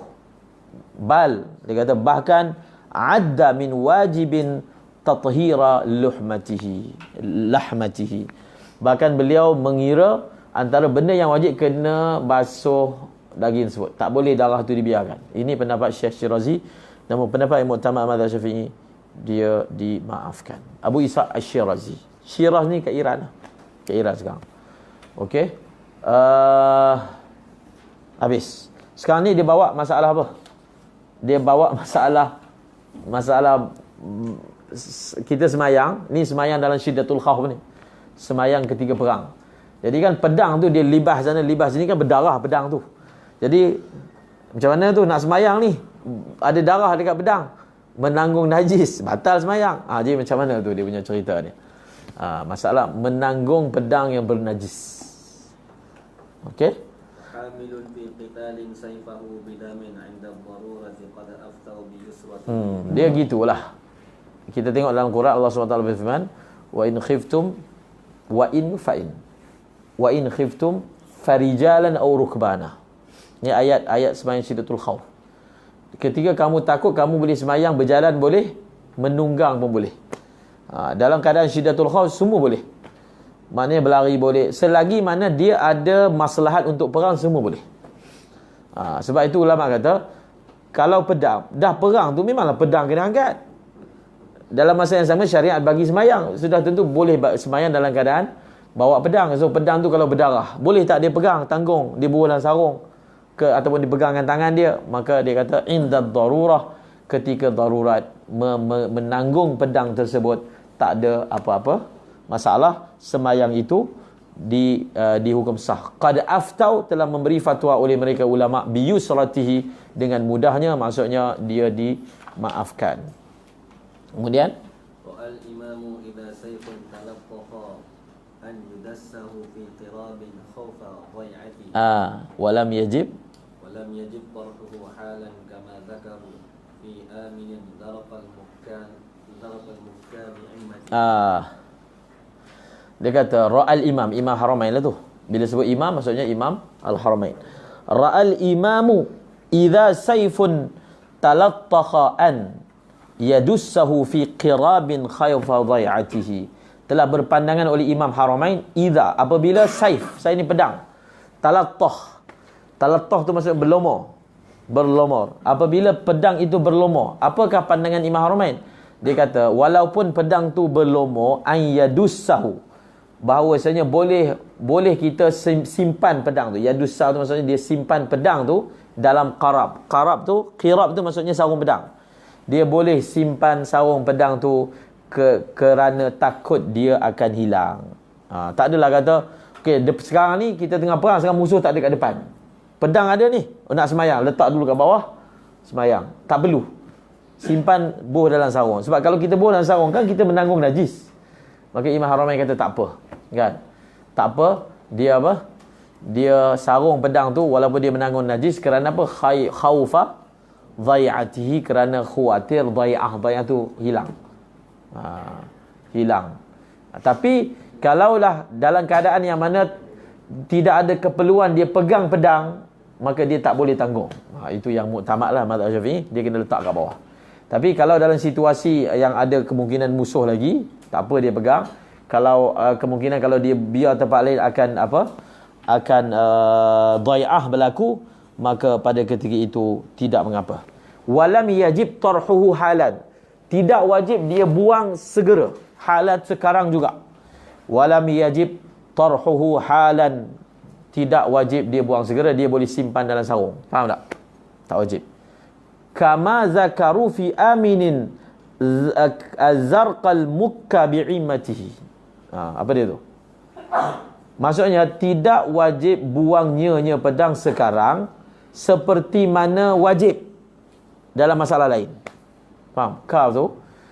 Ka ni dia adalah tanzir kepada masalah wajib. Bukan maksudnya seperti mana kat sini tak wajib, kat situ tak wajib. Bukan. Masalah lepas ka tu wajib. Masalah sebelum ka tu tak wajib. Dia kata tidak wajib membuang pedang itu sekarang seperti mana yang telah menyebut oleh ulama dalam masalah apa? Masalah aminin zarqal mukka bi'immatihi. Amin tu maksudnya orang yang berada dalam keadaan aman, bukan perang. Kemudian zarqa.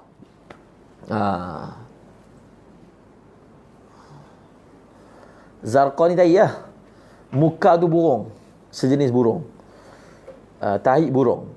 Bi'immatihi, immah tu serban. Immah imamah. Bi'immatihi. Dan itu ulama kata, kalau orang dia tengah sembahyang, burung berak atas serban dia, maka dia kena buang segera. Kalau dia tak buang, sembahyang dia batal. Dalam surah tu kena buang segera. Tapi masalah yang kita bincang sekarang ni tak sama dengan masalah tahi burung tu yang jatuh atas serban. Masalah tahi burung jatuh atas serban kena buang segera. Tapi masalah pedang yang berlumur darah tidak wajib buang segera. Faham? Maksud dia nak terang ni. Walam sama macam pegang anak yang request dia itu lain. Pegang anak. Oh, dia pegang anak kan.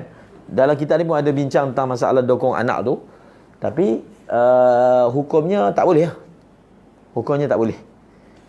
Maknanya kalau dia tengah semayang, anak dia panjat belakang, dia kena buang cepat-cepat. Betul? Buang cepat. Dia nak buang macam mana, pulang lah ke budi bicara dia. Ada masalah tu, ada masalah manfaz sobi dia panggil. Masalah manfaz sobi ada kat depan. Tapi berdasarkan kaedah mazhab Syafi'i, dia tidak dimaafkan. Masalah dia tak wajib buang segera ni, masalah tu ialah kalau atas ni dia tengah perang, masalah tak jadi dimaafkan, dipegang. Jadi dia tak perlu buang segera ni, maksudnya ketika dah aman daripada mana aman? Tak. Ketika dalam perang lah. Ketika dah perang. Dia punya elah tak perlu buang segera tu, dia boleh simpan dalam kirab tu. Elah dia khaufa dhai'atihi. Kalau dia khawatir apa? Hilang. Okey. Seterusnya. Habis. Sekarang ni masalah lain pula. Masalah apa ni? Lari, pijak. Dia dalam kitab ulama kata dalam perang kita boleh buat benda-benda yang ada maslahat perang. Apalah, bergerak macam mana pun boleh. Kita juga ada masalah apa? Kita ada masalah boleh sembahyang dalam keadaan berjalan ketika musafir, sembahyang sunat. Mazhab Syafi'i kan boleh. Kalau satu orang tu dia musafir dalam keadaan berjalan, sambil dia berjalan tu dia boleh sembahyang sunat. Sambil dia berjalan dia boleh sembahyang sunat. Tapi syarat dia masa dia berjalan tu dia jangan pijak najis.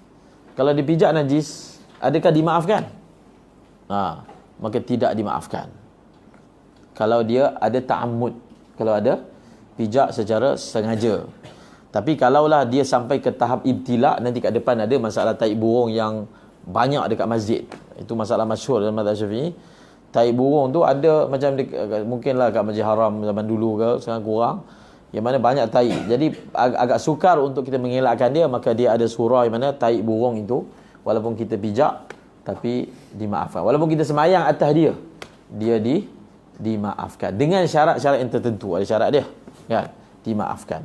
Seperti mana kita sebut tadi, lebih kurang kaedah dia ma yashuqqu al-ihtiraz anhu, semua yang payah nak dielakkan secara umumnya, dia itu dimaafkan. Tapi kena tahulah dia punya syarat-syarat yang ada di sekelilingnya. Okey, seterusnya. Watabi'ul lissi in ya'du ala najisin lahu salatu ka khawfin 'inda shiddatihi. Okey.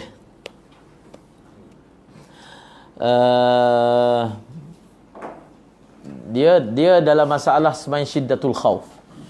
Sembahyang syiddatul khauf ni dia punya surah dia bukan hanya perang. Bukan. Banyak lagi surah syiddatul khauf. Kiaslah, dia kias dengan perang tu. Syiddatul khauf ni dalam kitab dia bagi contoh orang yang lari daripada binatang buas. Dia tengah sembahyang, binatang buas datang, dia lari. Sambil sembahyang.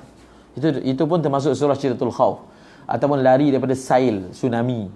Jangan lari. Jadi sambil lari sambil dia solat. Tetapi boleh sembahyang syiddatul khauf ni dalam ketika waktu sempit. In the dhiqil waqts. Kalau waktu tak sempit, maknanya dia lari dulu, lepas tu cari tempat selamat, dia boleh semayang lagi waktu masih panjang, maka dia tak boleh nak semayang dalam keadaan syiddatul khauf tadi. So maknanya ada surah boleh lah. Hatta surah yang boleh juga ialah dia tengah semayang, orang ambil handphone dia kejar pencuri tu sambil semayang. Itu masuk tabi'ul lis tu. Dia tengah semayang, dia kejar pencuri. Boleh tak? Boleh. Imam Ramli, Imam Ibn Hajar tak boleh. Tak boleh. Sebab dia kejar. Kalau dia lari daripada benda boleh. Kalau dia kejar tak boleh. Itu Imam Ibn Hajar dia kata dia kat sini dia bukan khaif, dia talib. Tak boleh. Okey. Tak apalah, kita andaikan atas qaul Imam Ramli yang mengatakan boleh. Maksud dia boleh semayang dan kelam berlari. Baca watabi'ul lis iya'du ala najisin. Baca tadi kan? Iya'du ala najisin lahu as-salatu ka khawfin inda shiddatihi. Dia kata orang yang kejar pencuri dia bolehlah semayang, dia boleh kejar. Allahu Akbar. Dia boleh kejar, dan kalau sama masa dia berlari tu dia pijak najis, semayang dia tak batal. Faham? Watabi'ul lissi iya'du ala najisin lahu salatu. Tu ibarat dia. Wa tabi'ul lissi in ya'du ala najisin lahu salatu ka khawfi shiddatihi.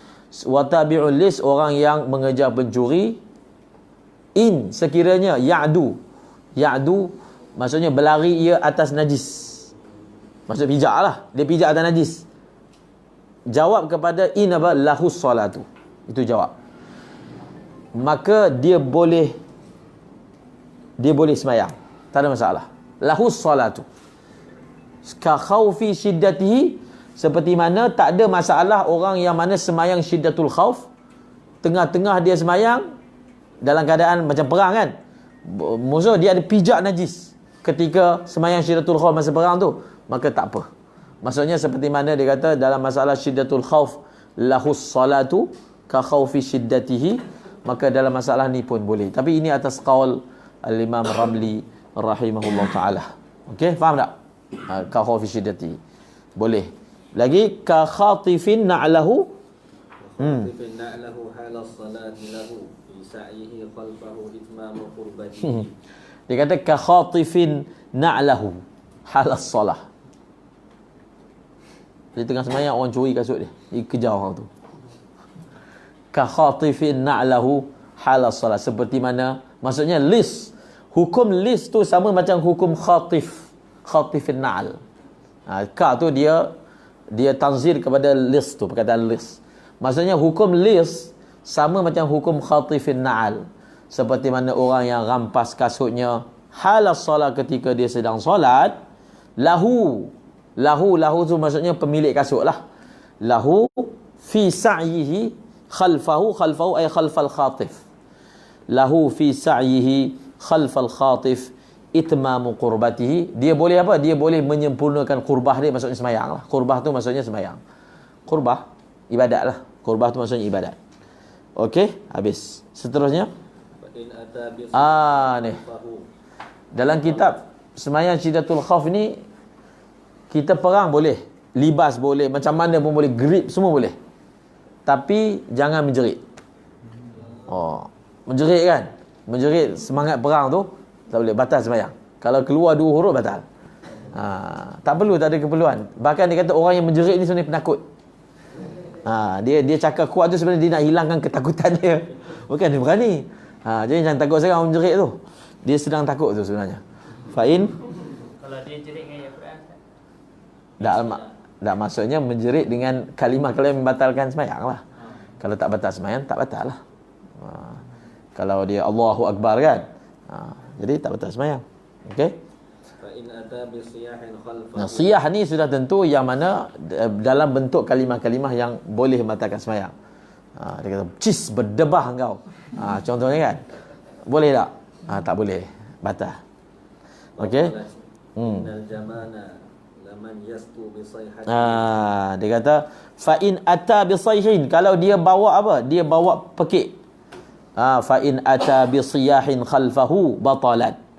Kalaulah dia mendatangkan menjerit khalfahu tu kembali kepada list tadi ataupun kembali kepada khatif. Maksud dia sambil kejar sambil dia menjerit. Sambil kejar sambil dia menjerit, fa in ata bi siyahin khalfahu batalat, maka batallah ia semayangnya. Lepas tu Syekh bagi satu kata-kata hikmah, innal jabana laman yastu bi sayhatihi.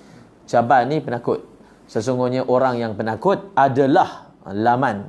Lam tu li takkid apa ibtidak ke? Sesungguhnya jaban, orang yang penakut adalah orang yang yastu, cuba menguasai dengan pekikannya. Dia nak kuasai orang, dia menjerit. Kan? Itu sebenarnya orang penakut. Okey. Sesungguhnya itu tambahan lah untuk menyempurnakan syair. Lagi? Bahimatun syaradat aw abduhu falahu fi aduhi khalfahu al-ima bi rak'atihi.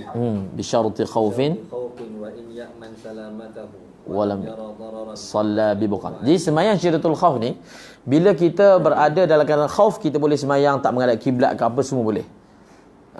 Bila berada je dalam situasi aman, kita kena kembali pada asal. Kiblat apa semua tak boleh bergerak. Sebab dia punya kaedah hukum macam tu. Al-hukmu yadur ma'illati wujudan wa adaman. Contohnya, okey, orang sembahyang duduk.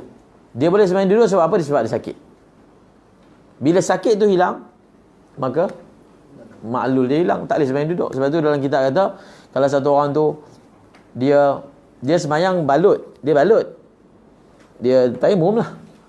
Lepas tu dia buka. Bila dia buka tu, kalau berdasarkan apa, dia punya cara kering luka tu dah kering 3 hari dah. Maksudnya luka tu dah sembuh lah. Tapi dia hanya perasan lepas apa? 3 hari. Maka semua sembahyang dia 3 hari tu semua tak sah. Semua sembahyang dia selama 3 hari tu tak sah. Sebab apa? Ternyata selama 3 hari tu dia sembahyang mengambil rukhsah. Tayammum kan? Dalam keadaan dia tidak layak mendapat rukhsah. Maka sembahyang dia itu dikira tidak sah. Sama juga orang sembahyang duduk. Sebenarnya dia tengah sembahyang duduk tu, dia dah boleh berdiri dah. Dia tak menyedari. Kemudian baru dia sedar, dia rupanya kuat dah boleh berdiri dah. Jadi yang dia sembahyang tadi tu tidak sah. Sebab dia boleh duduk sebab sakit. Elah dia. So bila sakit tak ada, kembali kepada asal. Tidaklah boleh duduk. Begitulah. Lebih kurang macam itulah dalam hukum fiqh ni. Kita belajar, kita tengok elah. Cuma step pengajian fiqh, masa-masa mula kita belajar, kita tak akan dedahkan pelajar atau diri kita sendiri kepada elah. Kita hafal je masalah. Macam ni hukum ni, macam ni. Macam ni hukum macam ni. Hafal je. Hafal masail. Jangan masuk lagi dalil serabut tu nanti. Bila dah agak dah peringkat kitab ketiga ke keempat, barulah kita masukkan sikit. Dia panggil apa? Ta'lil dan juga tadlil. Elah ataupun dalil. Masukkan sikit. Sebab itu guru yang terbaik apabila dia Rabbani kan. Rabbani adalah mengajar ilmu yang kecil sebelum ilmu yang besar. Itu Rabbani. Ulama takrif kan. Ahli Rabbani dia ajar yang kecil dulu. Biarlah tak famous pun. Kadang orang tak famous apa belajar kita kecil ke tak. Memang step belajar dia kena belajar kita kecil. Kalau anak murid itu datang dan minta kita besar, kita cakap tak payah mengada-ngada. Belajar kita kecil. Tak perlu nak layan dia. Sebab orang yang guru yang terbenar dia ada sifat nasihah. Dia kata kamu memang tak boleh. Kalau belajar ni memang macam bagi baby makan nasi lah. Bukan macam tu. Memang nasi sedap kan, nasi Arab lagi kan. Tapi tak boleh.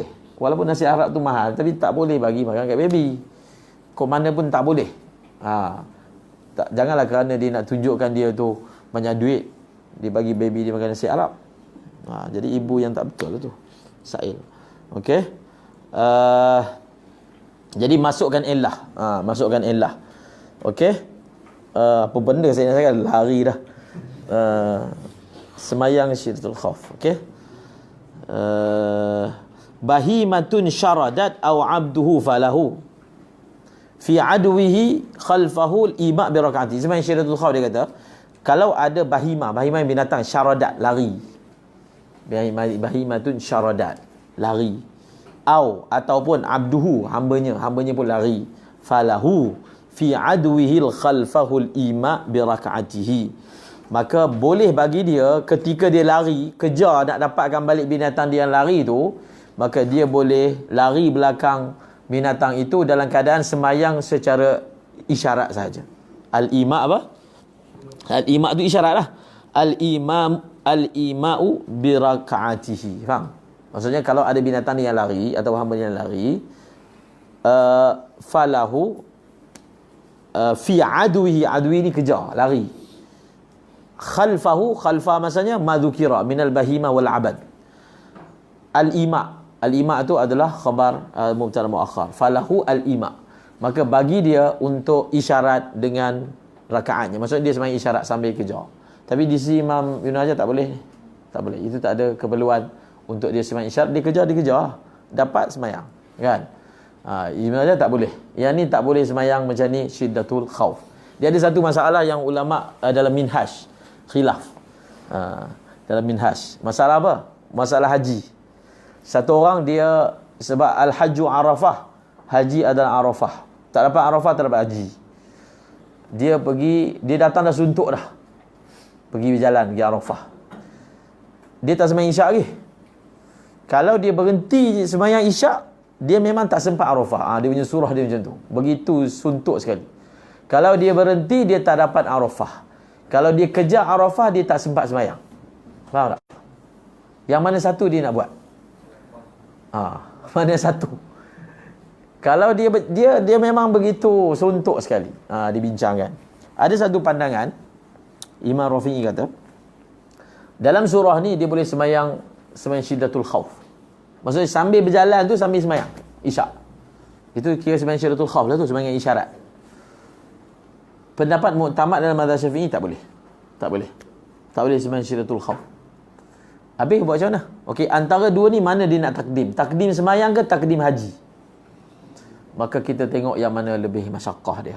So, kalau haji dia tak sempat Arafah tu, kira tahun depan lah pula. Terpaksa menangguhkan haji sehingga tahun depan tu lagi berat kan. Kalau dia tak sempat sembahyang, maka dia bolehlah qada kan. Maka ulama kata tak apa, dia terus je berjalan kejar Arafah walaupun dia tertinggal sembahyang itu dia qada. Sembahyang itu dia qada. Sebab tu ada keadaan yang mana kita boleh lewatkan sembahyang dalam keadaan darurat. Darurah. Sebab bila kita takhrijkan masalah pembedahan doktor tu kan, orang kata sembahyang jamak kan, memang dalam mazhab Syafi'i sembahyang jamak ni 3 je boleh. Musafir, matar, marad tu pun Imam Nawawi yang sebutkan sakit. Jadi orang kata sakit lah, bedah tu kan sakit. Tak, sakit tu orang yang sembahyang jamak tu yang sakit. Bukan sekarang ni dia merawat orang sakit, bukan dia yang sakit. Jadi kita tak boleh takhrijkan masalah tu atas sakit. Tak betul kan? Ini pun kita buat bahas masail juga yang masa kat Siftaling tu. Dia punya takhrij masalah dia, iaitu kalaulah keadaannya dengan syarat tertentu, maksudnya dah tak boleh pengganti, pembedahan tu tak boleh ejah waktu lain, dia akan masuk juga, dia akan hapus semua waktu semayang, tak boleh keluar sekejap, semua tak boleh. maka barulah dipanggil, dia boleh, doktor tu dia boleh lewatkan semayang dan tak berdosa.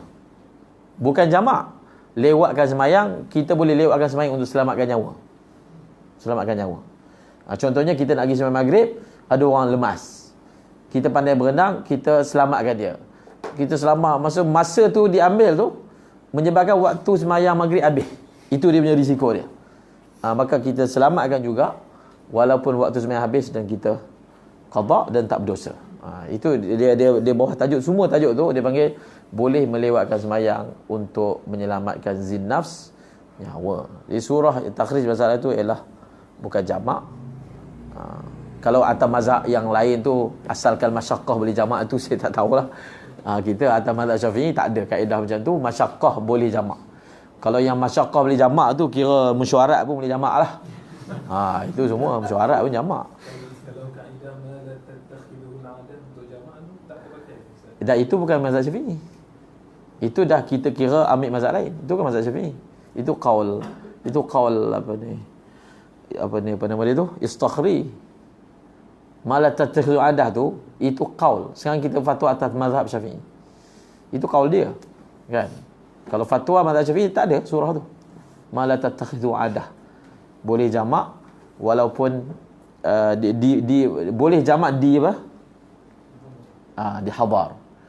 So kalau kita nak fatwa kan boleh kita kata, ataupun doktor tu bertaklid mazhab qaul istakhri yang mengatakan boleh jamak di mukim selagi mana dia tak jadikan itu adat dia. Tapi kalau kita fatwa atas mazhab Syafi'i, itulah cara dia, kan?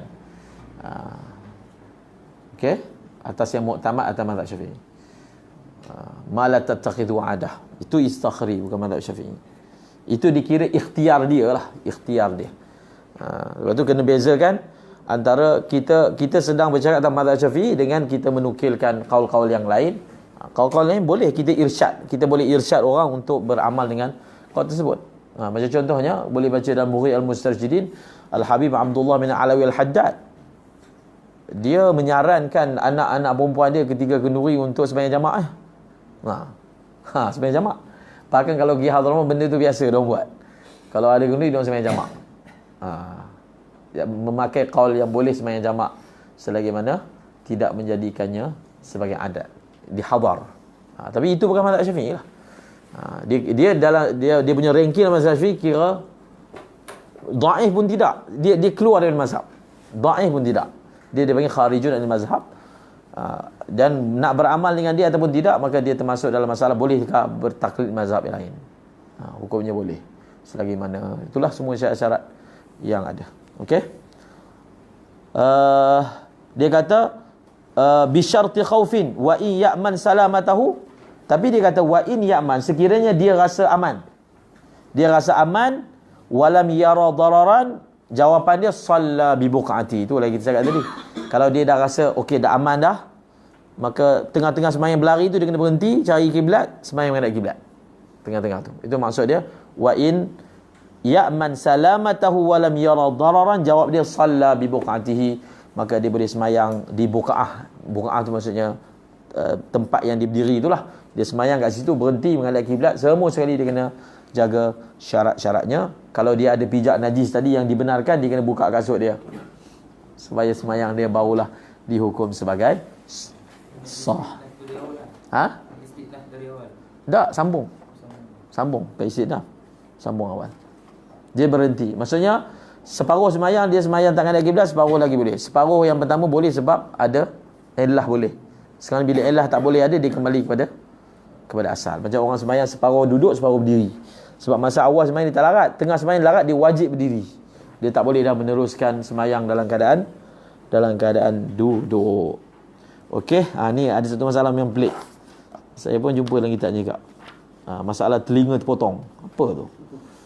Masalah telinga terpotong, masalah dia telah menambah tulang yang najis, dan masalah tattoo lepas ni. Masalah tattoo, lepas tu masalah tahi burung yang ada kat masjid, dan seumpamanya lah. Banyak lagi. Okey. Kita baca ni. Hukum ada lagi. Tak apalah, kita habiskan tajuk ni. Bagian tajuk ni. والأذن إن بحرت والبعض متصل Bidammiha. جوزوا لصقا لقلته إن كلها لصقت من بعد ما فصلت في الرافع قطعها حتم وروضته وليس للدم بل تفريع ذاك على أن المبانى كفرت لا كميتته صحب العراق لهم نص يساعدهم في الأم من سنه ردت بلحمته. Okey, ya bas. Ni masalah apa ni? Wal udhnu in buhirat. Buhirat ni quti'at, dipotong. Uznu telinga. Dia kata wal uznu telinga ni in buhirat, kalau dipotong. Tapi potong tak habis. Wal udhnu in buhirat wal ba'du muttasilun. Dia kata telinga ni sekiranya dipotong, wal ba'du, wal sedangkan, walil hal, sedangkan sebahagian telinga tu masih bersambung. Wal udhnu in buhirat wal ba'du muttasilun bidammiha. Jawazu lasqan liqillatihi. Maksudnya telinga tu terpotong, ada darah kan, lepas tu telinga tu dicantum dengan darah tu. Pelik kan, apa faham benda ni pula. Telinga terpotong kan, dia ada darah, lepas tu dicantum. Jadi telinga terpotong tu bercantum dengan asal dia tu dengan sebab darah. Jadi darah tu dimaafkan ke tak? Kalau kita fikir, dimaafkanlah. Apa masalah? Jangan sikit. Dia kata dimaafkan. Okey, tak apa. Dia kata jawazu, mereka mengharuskannya. Mereka mengharuskan lasqan. Lasqan tu maksudnya tampal. Liqillatihi tu dam, darah. Dia kata muttasilun bidammiha. Wal udhnu in buhirat wal ba'du muttasilun bidammiha. Sebahagian telinga tu bercantum dengannya, dengan darah, dengan perantaraan darah. Kan ada darah. Jadi macam mana? Dia kata tak ada masalah. Jawazu, mereka mengharuskan lasqan, melekatkannya. Li, elahnya kerana sedikit. Okey, tak apa. Tak habis lagi. Itu mukaddimah je. Nak terang yang kedua tu. Dia kata in kulluha lusiqat min ba'di ma fusilat fi rafi'i qat'uha hatmun wa rawdatihi. Tapi kalau telinga tu terpotong habis, in kulluha lusiqat min ba'di ma fusilat.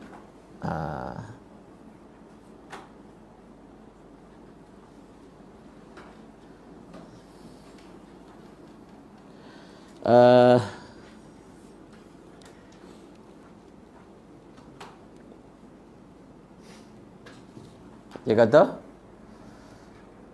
kalau semuanya terpotong kemudian dicantumkan balik. Ini masalah doktor ni.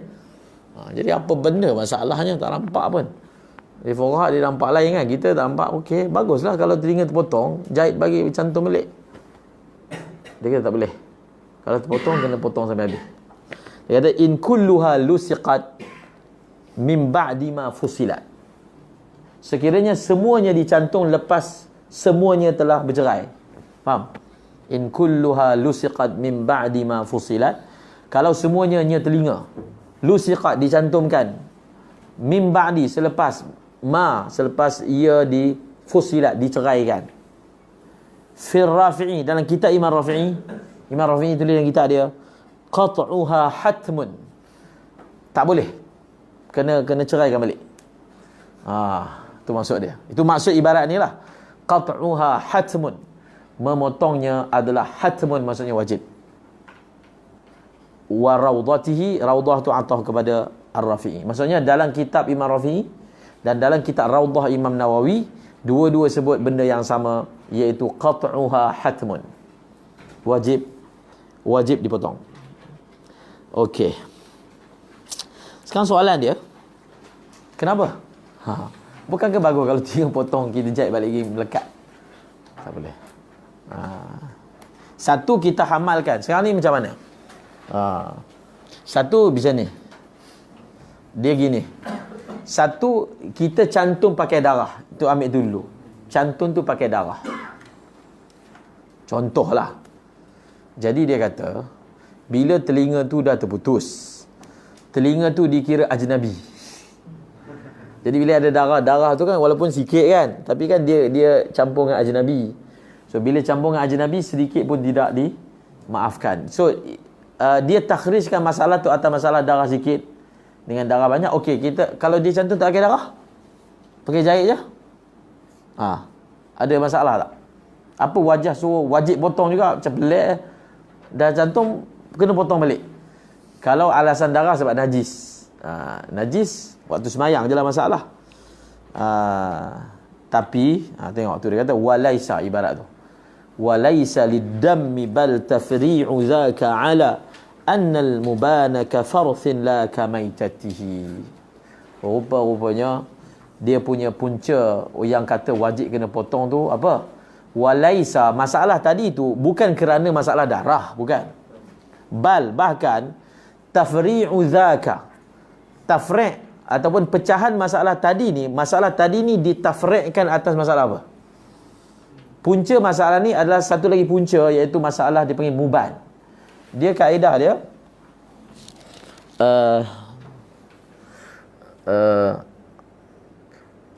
al-mubanu min hayyin kamaitatihi. Dan Zubair kata apa? Al-mubanu min hayyin kamaitatihi. Al-muban ke al-munfasil ke? Anggota tubuh daripada binatang ataupun manusia lah, daripada yang hidup, bila dia bercerai masa hidup, hukum dia macam bangkainya daripada segi najis tak najis. Faham tak kaedah dia? Al-mubanu min hayyin kamaitatihi, hukum anggota yang bercerai daripada benda yang hidup. Hukum yang bercerai tu najis ke tak najis, kita tengok bangkai dia. Kalau benda tu bangkainya najis, maka yang bercerai itu pun najis. Kalau benda tu bangkainya tak najis, maka yang bercerai itu tak najis. Contohnya ikan. Ikan hidup-hidup tu orang potong, pam. Lepas potong pun hidup lagi. Jadi yang dah potong tu boleh tak makan? Boleh, sebab bangkai ikan. Ataupun belalang tu dia patahkan kaki, dia makan. Kaki belalang yang masih hidup. Belalang bangkai dia najis tak? Tak najis. Maka dia bolehlah makan kaki belalang yang tercabut tu. Manusia terpotong tangan dia, boleh tak makan? Tak boleh. Walaupun dia tak boleh, tapi dia suci. Maksud 3 surah tu semuanya suci. Jadi pendapat yang mengatakan bila cantum tu kena potong balik tu atas qaul dhaif sebenarnya. Atas qaul dhaif kata apa? Bal tafri'u zaka ala anna al-mubana ka farthin la ka maitatihi. Faham? Maksudnya pendapat yang kata kalau dah terpotong, cantum balik tu kena buka balik, tak boleh simpan. Dia ini telah pecahkan masalah ni atas qaul yang mengatakan muban, anggota yang tercabut tu hukumnya macam farth, tai. Bukan hukumnya macam maitah, bangkai. Faham? Maksudnya macam ni lah, ulama Syafi'i berbeza pendapat. Anggota daripada belalang 3 tu lah, belalang, manusia dan ikan ni, muban dia tu yang tercabut masa dia masih hidup, dia ini hukum dia macam mana? Jadi pendapat yang muktamad, kaedah yang macam tadi, kita tengok bangkai dia. Kalau bangkai dia najis, maka benda tu najis. Kalau bangkai tu tak najis, dia tak najis. Itu satu. Tapi ada satu lagi pandangan mutlak. Semua yang tercabut daripada binatang yang hidup semua najis, walaupun manusia. Jadi bila telinga dia dah terpotong, yang tu najis. Bila dia cantumkan balik, nanti kan dia nak semayang. Bila dia nak semayang, dia duk tanggung najis kat telinga dia. Nampak tak? Itu dia kata tak bolehlah simpan. Kalau simpan, nanti semayang dia tak sah. Bila semayang dia tak sah, berdosa. Jadi untuk mengelakkan bila semayang dia tak sah, qat'uha hatmun. Faham tak? Wajib potong tu atas dasar membiarkannya menyebabkan semayang tak sah. Tapi itu qaul dhaif. Faham? Qaul dhaif ini berpunca daripada qaul dhaif. Faham? Dia macam tu. Bila sesuatu qaul ditafri' daripada qaul yang dhaif, dia pun jadi dhaif. Jadi maknanya yang disebut itu adalah dhaif. Kemudian sahbul, baca Sahbul Iraqi lahu nafsun yusa'iduhum fil ummi man sinnu Ah. tasbil ahmadihi. Dia kata sahbul Iraq ni maksudnya Iraqiyin lah. Sahbul Iraq ni maksudnya ashabu Syafi'i fil Iraq. Dia panggil Iraqiyin. Ulama-ulama Syafi'i Iraq, mereka ada nas daripada Imam Syafi'i. Yang mana nas itu membantu mereka. Maksudnya dalam masalah yang sedang dibincangkan. Maksudnya mengukuhkan masalah yang membincangkan bahawasanya hukumnya adalah seperti farth, bukan maitah. Maknanya najis lah. Jadi ashabul Syafi'i yang Iraqiyin, mereka mendakwa mereka ada nas daripada imam. Yang mana nas itu menyokong kepada pandangan tersebut. Apa dia nas itu? Dalam kitab Apa nas tu? Nas dia macam ni. Man sinnuhu ruddat bilahmati, lagi sambung. Qal'uha wajibun. Qalu walau nabatat wal madhhabul wajhu la da'hu bisinnati. Ni. Dalam kitab lafaz dia macam ni. Lafaz dia man sinnuhu, orang yang gigi dia tercabut. Kan? Gigi dia tercabut sekali dengan daging. Man sinnuhu, bukan. Ruddat tu bukan terjemah cabut. Gigi dia memang dah tercabut, kemudian dikembalikan. Man sinnuhu ruddat bilahmatihi. Orang yang mana gigi dia tu tercabut, kemudian gigi yang tercabut itu telah dikembalikan. Maka faqal'uha wajib. Tak boleh kembalikan. Bahkan mencabut balik gigi tu wajib. Sebab bila dia dah tercabut, dia najis. Bila letak balik, kita tanggung najis. Dia kata ada ibarat macam tu dalam Dia kata samalah macam masalah telinga tadi. Faham? Ini yang dimasukkan nas tu. Ini yang dimasukkan nas yang didakwa oleh Iraqiyin. Mereka ada nas bahawasanya hukum muban ini seperti farth, bukan maitah. Okey? Faham tak? Maksudnya dia kata dalam Imam Syafi'i ada bincangkan tentang gigi. Dia kata man sinnuhu ruddat bilahmatihi. Lahmah tu dia punya ni lah, gusi. Daging gigi gusi lah. Man sinnuhu ruddat bilahmatihi faqal'uha wajibun. Okey. Sampai situ je lah. Sampai situ itulah yang dimasukkan nas Imam Syafi'i. Kemudian qalu walau nabatat.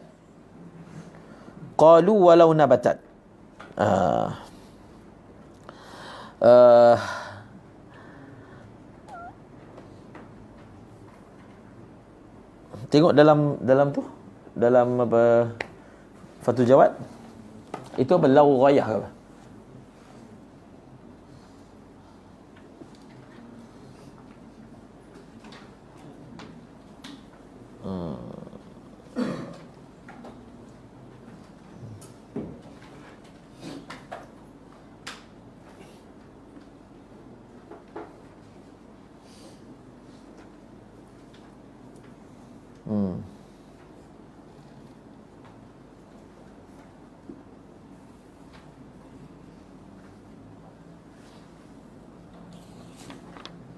Okey. Saya tak faham. Walau nabatat tu dia nak buat ghayah apa? Biar lu. Kemudian wal madhhabul wajhu la da'hu bisinnatihi. Maka dia kata wal madhhab al wajah. Maksudnya wal madhhabul wajih. Wal madhhabul wajah tu maksudnya wal madhhabul wajih ataupun rajih. Yang rajih dalam masalah ini la. La tu maksudnya tidak wajib dia cabut balik, tak wajib. La, itu maksud dia wal madhhabul wajah la. Wal madhhabul wajah la. Samalah macam ni. Apa? Jadi mazhab Syafi'i muktamad dia tak, bukan macam tadi lah. Telinga tu kalau dicampur balik tak ada masalah. Gigi tu kalau diletak balik tak ada masalah. Da'hu, dia kata biarkan orang tu dengan gigi dia, jangan kacau gigi dia. Da'hu bisinnatihi, jangan kacau gigi dia. Wallahu alam. Sambung lagi. Lepas ni masalah orang yang mana tulang dia patah, dia tampal dengan tulang lain. dan tulang tu najis misalnya, ataupun tulang tu daripada tulang manusia, dan seumpamanya. Jadi apa hukum dia? Tulang manusia ataupun tulang yang najis, kalau dia dah tampal, dia kira menanggung najis. Nanti macam mana sembahyang dia? Wajib ke dibuka balik tulang tu? Jadi akan dibincangkan. Sama juga masalah tattoo. Orang yang tattoo ni dia tanggung najis. Sebab apa? Sebab ada darah tu bercampur dengan warna apa semua kan. Jadi adakah dia kena, macam mana sembahyang dia tu? Adalah cerita masalah tattoo, insya-Allah pada ibarat yang akan datang. Jazakallah khairan jazak kepada Sayyidina Ustaz Maulana kita. InsyaAllah kita akan rehat sampai pukul 2. Tuan-tuan boleh makan dekat mana-mana yang tuan-tuan nak lah. Makanan tidak disediakan lah, makanan tengah hari. Cuma yang bawah ni ada kedai makan. Dekat BSP pun ada kedai makan yang paling dekat lah. Ataupun di CS pun ada kedai makan. Masjid yang paling dekat dengan kita ialah tuan-tuan keluar je terus ke kiri, Masjid Pekan Bangi. Ataupun nak besar sikit, Masjid BSP lah. Okay, so kita boleh jumpa balik pada jam 2 petang. Kita akan mula. InsyaAllah kita akan cuba tengoklah sampai mana kita boleh pergi. Sampai ada sini yang seterusnya. Allah Ta'ala alam.